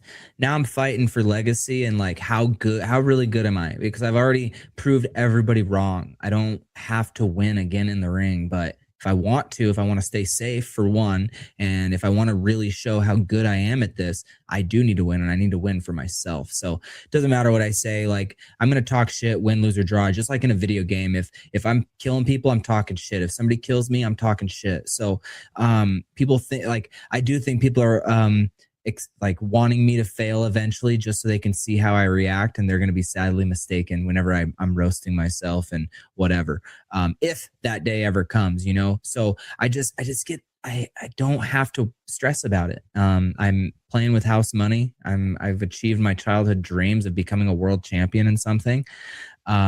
So what else do I got to prove? And I'm only 25. So this could I could have something catastrophic happen. I'm 2 semesters away from graduating. Boom, I have a fucking good job. I like just go back to school, whatever. I don't think that's my route, but that's what allows me to just, live life and have fun. And this is genuinely fun. If it wasn't fun to me, there would be a lot less interviews. I would say no to interviews. I would just go out there, win the fight, move on. But I love it. I love talking to the camera. I love trying to expand my name, grow my name. And at the end of the day, I'm a pro athlete and I get to continue all the hard work that most people have to give up. Like we all, not we all, but a lot of our population were athletes as kids, and there's no responsible or route for them to actually do that financially. And I'm getting to do that financially. So it's more, I guess for lack of better terms, and I went on an absolute tangent on this, but it just stems from gratitude. I have a great family, great support system, great backup plans. So now I just got to see how fucking good Kai Stewart is. Kai Stewart doing all of this to show how good he is. He continues to show how good he is. I got to ask, are you okay with being ranked number 3 pound for pound right now? Lorenzo's had 2 belts, and Austin Trout, having dominated boxing, been a world champion, and come over here unbeaten. I think you're okay with it, but I need to know from you.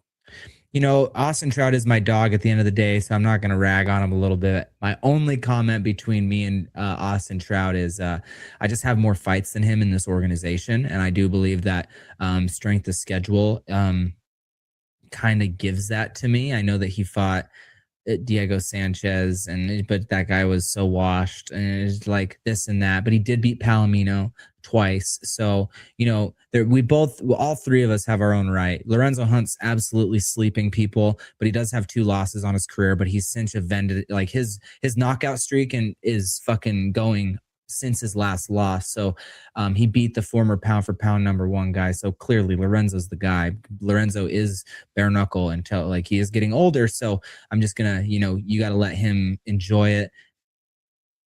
But there's a very, very good chance that there's like we see King Kai pound for pound by the end of 2026 if I do what I say and think I'm going to do. Kai Stewart shooting for that pound for pound, unbeaten in the sport. The only, very important for all of us to recognize, people, the only featherweight champion that we have ever known in BKFC, setting the world on fire. We're looking for this big return. And I need to know then, and you go off on the longest tangent as you want to on this one, you haven't been active for a year. What did that mean? What did that do to you? And how did that like evolve you as a fighter? Because I'm wondering if this time away got to that early gratitude of what you'd accomplished and that this could all be so short and taken away at any moment.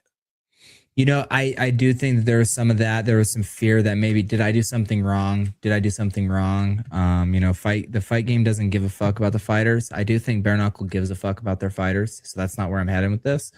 I think that there's just some communication problems. There were 2 dates that I was supposed to have, but it wasn't very clear and concise that they weren't happening until last second. So I would go through these big old fight camps, and I wasn't going to let people pull a sneaky on me because historically boxing, UFC, local promotions, this and that, they don't give a fuck about the fighters. If like, who cares if it's a 2-week notice fight? So, but bare knuckle has given me time for a camp. They did make it right. They signed me to a 5-fight deal. For 2 years, they flew me to Philly to do some special filming that they haven't done with another fighter before. So, I had a massive super fight scheduled for Knucklemania 6. There was some just logistical stuff that happened that, in business, sometimes shit falls through. And so unfortunately that didn't even get to be announced, but that would have been a life-changing fight. And so from there, I just have to, that's why we put in 3 full fight camps, even though we didn't actually have a contract or an official date. I was told I was supposed to be fighting at 2 separate dates. We trained for those dates and we were ready to go. So in theory, how can I look at this? I can look at it one of 2 ways. I can dwell on him like, or I enjoyed my life. I traveled. I was still training, but I traveled a bunch. I was out on my boat a whole bunch. I got to spend time with my girlfriend traveling. So like, it was a double-edged sword. You know, we weren't getting paid as much. So traveling was super tough on us, but it's part of my marketing plan. Like I will show my face everywhere. Whether I pay for it, a sponsor pays for it, like we will get the job done. So there's just little things financially that just I had to be just knowledgeable about, and we made it through. We're about to fight again, and now it's all upwards from here. We've had great conversations with Bare Knuckle, and we're at an understanding that even if I don't fight this year, like I'm gonna stay active because I have to use my youth, and I don't even want to fight. I'm gonna go fucking wrestle for RAF, baby. So we have great things planned. It just, you know, it took us actually having a conversation for me to not feel disrespected. I know that I posted a lot on Facebook. I didn't really say anything too negative. I was just begging for a fight. I was like, let me fight. Oh, he called me out. I'll fight him. So like, I was just making it known that I needed a fight. It came across as, you know, me getting blackballed, and I had to, you know, bite my tongue a couple times, and we had good, like I said, great conversations. I love the BKFC. I fucking am making this sport up as I go. There's absolutely no reason for me to be mad anymore. I just simply wanted to fight. It had nothing to do with Bare Knuckle. Like whether I was in the back, like street beefs. Come on, do your first pro fight. Give me a fight. Like I was willing to fight anytime, anywhere, just to stay active, to prove how good I am, stay ready. But at the end of the day, we're ready to go now. We're ready to go for my 6th world title. You've brought it up before on social media, keeping the wrestling shoes warm. I believe you did do a tournament back at home. You bring up George having his wrestling headgear, and then you jump ahead. There's so many things I was trying to ask you about. We didn't even get to bring up Real American Freestyle, but have you had conversations with Izzy, Eric, and the crew there? I have had conversations with one of their talent scouts, and my management also gets a bunch of the big names that you see on their wrestling card. So they've definitely been in contact. We've been in more contact now because they know that if I have any free time, like, look, come on, throw me on a card, like I'll be ready. So we got to figure out a good opponent, because let's be real, I've been focusing so heavy on my boxing that it's just, you know, I do need to fight or wrestle like a Muggsy Bulljunk, somebody who's not as good, at least for my first one. I'm not saying I want to cherry pick them, but don't go out there and give me Bo Bassett, a fucking phenom, and you know, it's just give me somebody to get the feet wet, and then I'll be ready to ride, type of thing. And there's a bunch of big names that I see that I could do that with. But you could even see, I would love to see Cody Garbrandt in RAF. I know that he was a decent wrestler, Ohio State champion, but at the end of the day, I think he focuses pretty heavy on boxing and his stand-up in his UFC career. So we're kind of both in the same boat. We're both looking to just, you know, dust the old wrestling shoes off and get going. Kai Stewart, whether it's in the ring or on the mat, he's promising us to be active. And I know that's something that us as a fan base are excited to hear. And I know you as a competitor and want to make use of this youth, that's something that you greatly desire. It really does sound like at least maybe the last year was rough, but the last couple months, there's been a lot of understanding and headway made so that you have a better future. Yeah, it's all about longevity and being able to plan my life as a human being. At the end of the day, I have to respect my girlfriend. Like we couldn't do things for her because we didn't know if I had a fight or not. And, you know, so I just want to be able to have a family, have my life. And I do believe the conversations that have since been had, we can at least do a little bit more planning. There's going to be a lot more communication. Hopefully that's up and down the roster, but even if it's just me, just so, you know, their youngest champion can, you know, take his girlfriend on a vacation, then let's make it happen, whatever. But yeah, great spot. And I'm so happy and grateful for the opportunity to still do this. Like I thought going into college that I was going to not have very many years of athletics yet. I left, and I ended up not really wrestling, kind of wasted 3 years through COVID. We had a couple amateur fights. Then I had a knee scope. I didn't have a knee injury. There was a cyst in my knee. They went out, pulled it out. But either way, I was out for 9 weeks, which was wrestling season. So it's just, I thought it was going to be over just because of how my college career was looking. And then everything went absolutely like left field, and I would not trade this for anything, win, lose, or draw. I would not trade the life that I have right now. Are you surprised, bringing it up like that? Are you surprised about the journey that Bare Knuckle has led you on? A wrestler, a little bit of MMA. Are you surprised 7 fights later? And I keep looking at the poster behind your head, man. Almost 3 years that you've been the world champion in a sport that it almost feels like an accident that you got involved with. It really was. I wanted a puppy to start it. They offered me the same amount of money it cost to get the boxer puppy. I ended up not getting the dog. Realized I had my dog, had a dog in me, but and Joe Riggs, it was out of spite of Joe Riggs, man. Like, he told me I couldn't punch. He said in interviews that I couldn't punch my way out of a paper bag, spread rumors about me, fucking got in my girlfriend's face, called her an ugly bitch. Like just a nasty human being who thinks he's fucking cool, Mr. ex-UFC guy. But it's like, look at me now. Look at me now. I did this to spite him, and it ended up being the best decision of my life. So, thank you for being a cocksucker, Joe Rigg. It led me to the best life I could possibly fucking possibly live. Do you already envision, do you have a plan? What's the next step in just us taking this superstardom, the King Kai brand, to that next level? Man, I just got to get through Nico Gaffey, become a record-breaking or record-tying 6-time BKFC world champion.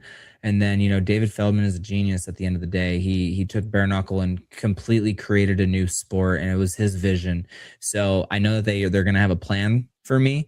We don't know said plan because we don't know how my division is going to shake out. But whether I go to 135, 155, I fight Brian Duran, whatever, I'm just activity, man. Activity after this fight. But all my focus is entirely on Nico Gaffey and I for March 20th. And whenever I dance on him, once it's all said and done, we can do a circle back interview. That way I can give you a chance to ask those questions, because I do think I have a lot of fun stuff on the horizon.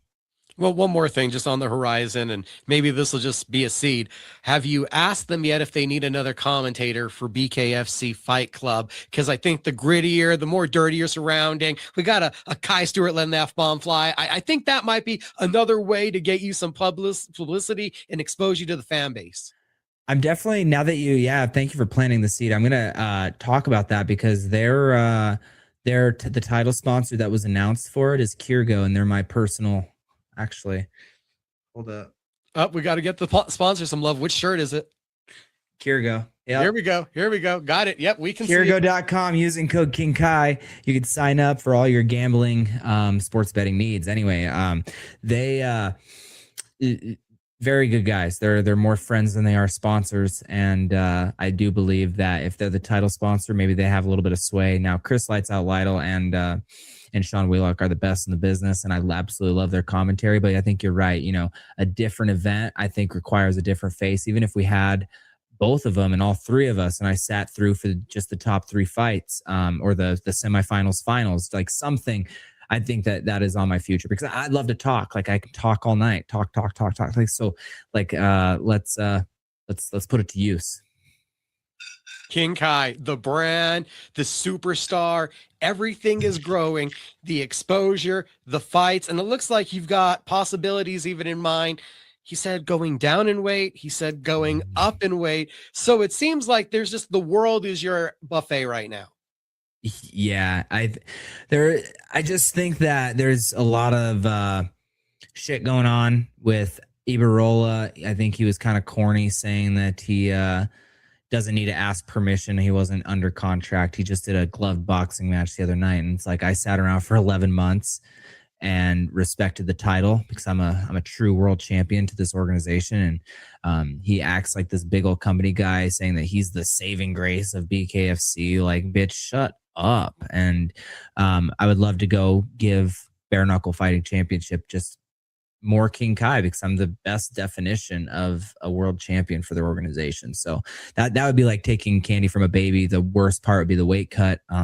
I don't really want to do that, but at the end of the day, for legacy, you'll do hard things. 155, if Trout loses that belt, I don't think he will, but if he does, I'm down to scrap whoever has it. He's my bro, and it's Bare Knuckle. Any other sport, I feel like it's appropriate. Like, you can set your broship your bromance aside or whatever you got to call it, because me and Trout seem to be pretty we're dogs, but bare knuckle, that'd be hard for me to do. We did say that if we ever both had another layoff that we would have a gentleman's scrap, and we agreed to it. So I think that could be really fun, but at the end of the day, I don't really want to fight my friends.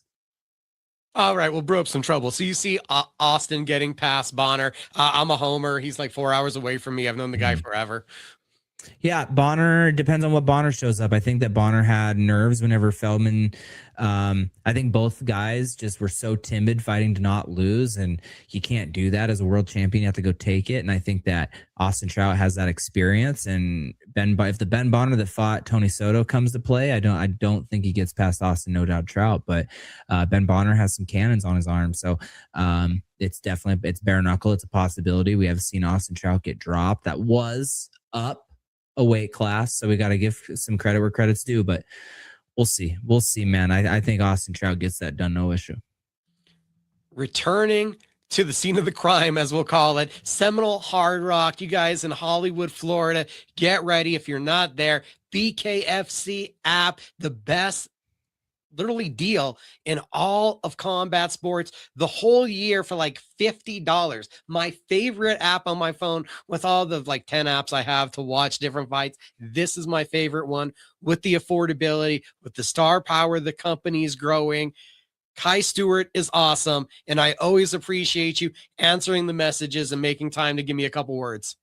Yeah, absolutely, man. I cannot wait for the victory lap tour after the fight, after I become a record-breaking 6-time BKFC world champion. Follow me on Twitch, guys. King Kai 145 for all my live streams. It's going to be fun. I'm going to be fishing, going to be camping, going to be traveling, and it's all going to be live for you, the fans. So get ready for that. Get ready for a fuck ton more King Kai, baby. More My Fight Show in just a minute. We'll be back to sign off.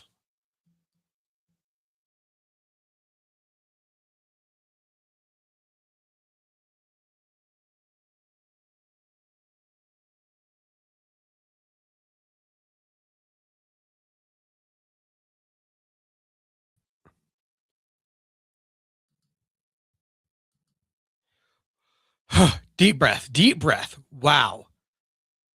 Time to show appreciation. Some hours ago. Thank you, Josiah Reyes, for coming on. Gabe Bencomo. Got to talk with Nick Gonzalez. Nowhere to run, turning into a professional kickboxing organization. Barber Gabe's Fades, 100 Course Northwest. Stop by, see them at Suite 107, barbergabesfades.net to book your appointment. Get your Barbers Are Us beard balm. Robbie Ray Images, Robbie Ray Media on the video that you see on YouTube for the Cage Minds Fight Hour. He's going to be down south in Las Cruces this Saturday for Empire Promotions Reign of Champions. Oh, yeah. Shout out to Charlie Vasquez for the pretty comprehensive preview that we got for that amazing card at the Pan Am Center.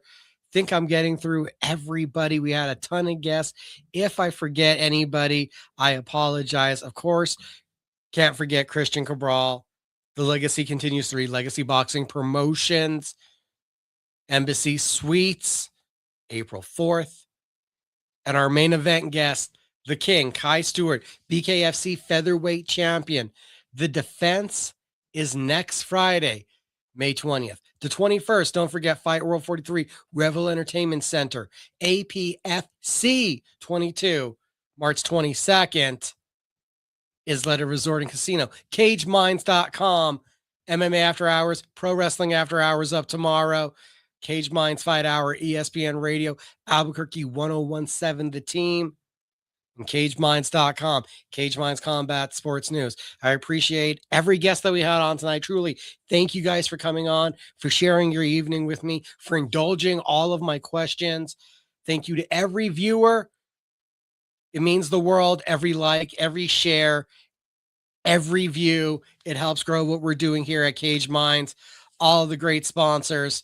We still have time to fit in commercials. If you guys don't want to see the Be Right Back, Robbie Ray Media could make them. It has been a long, beautiful night. This was a supersized, extra long edition of my fight show. I'm going to get out of here and go get some rest. Guys, enjoy the entertainment and keep fighting.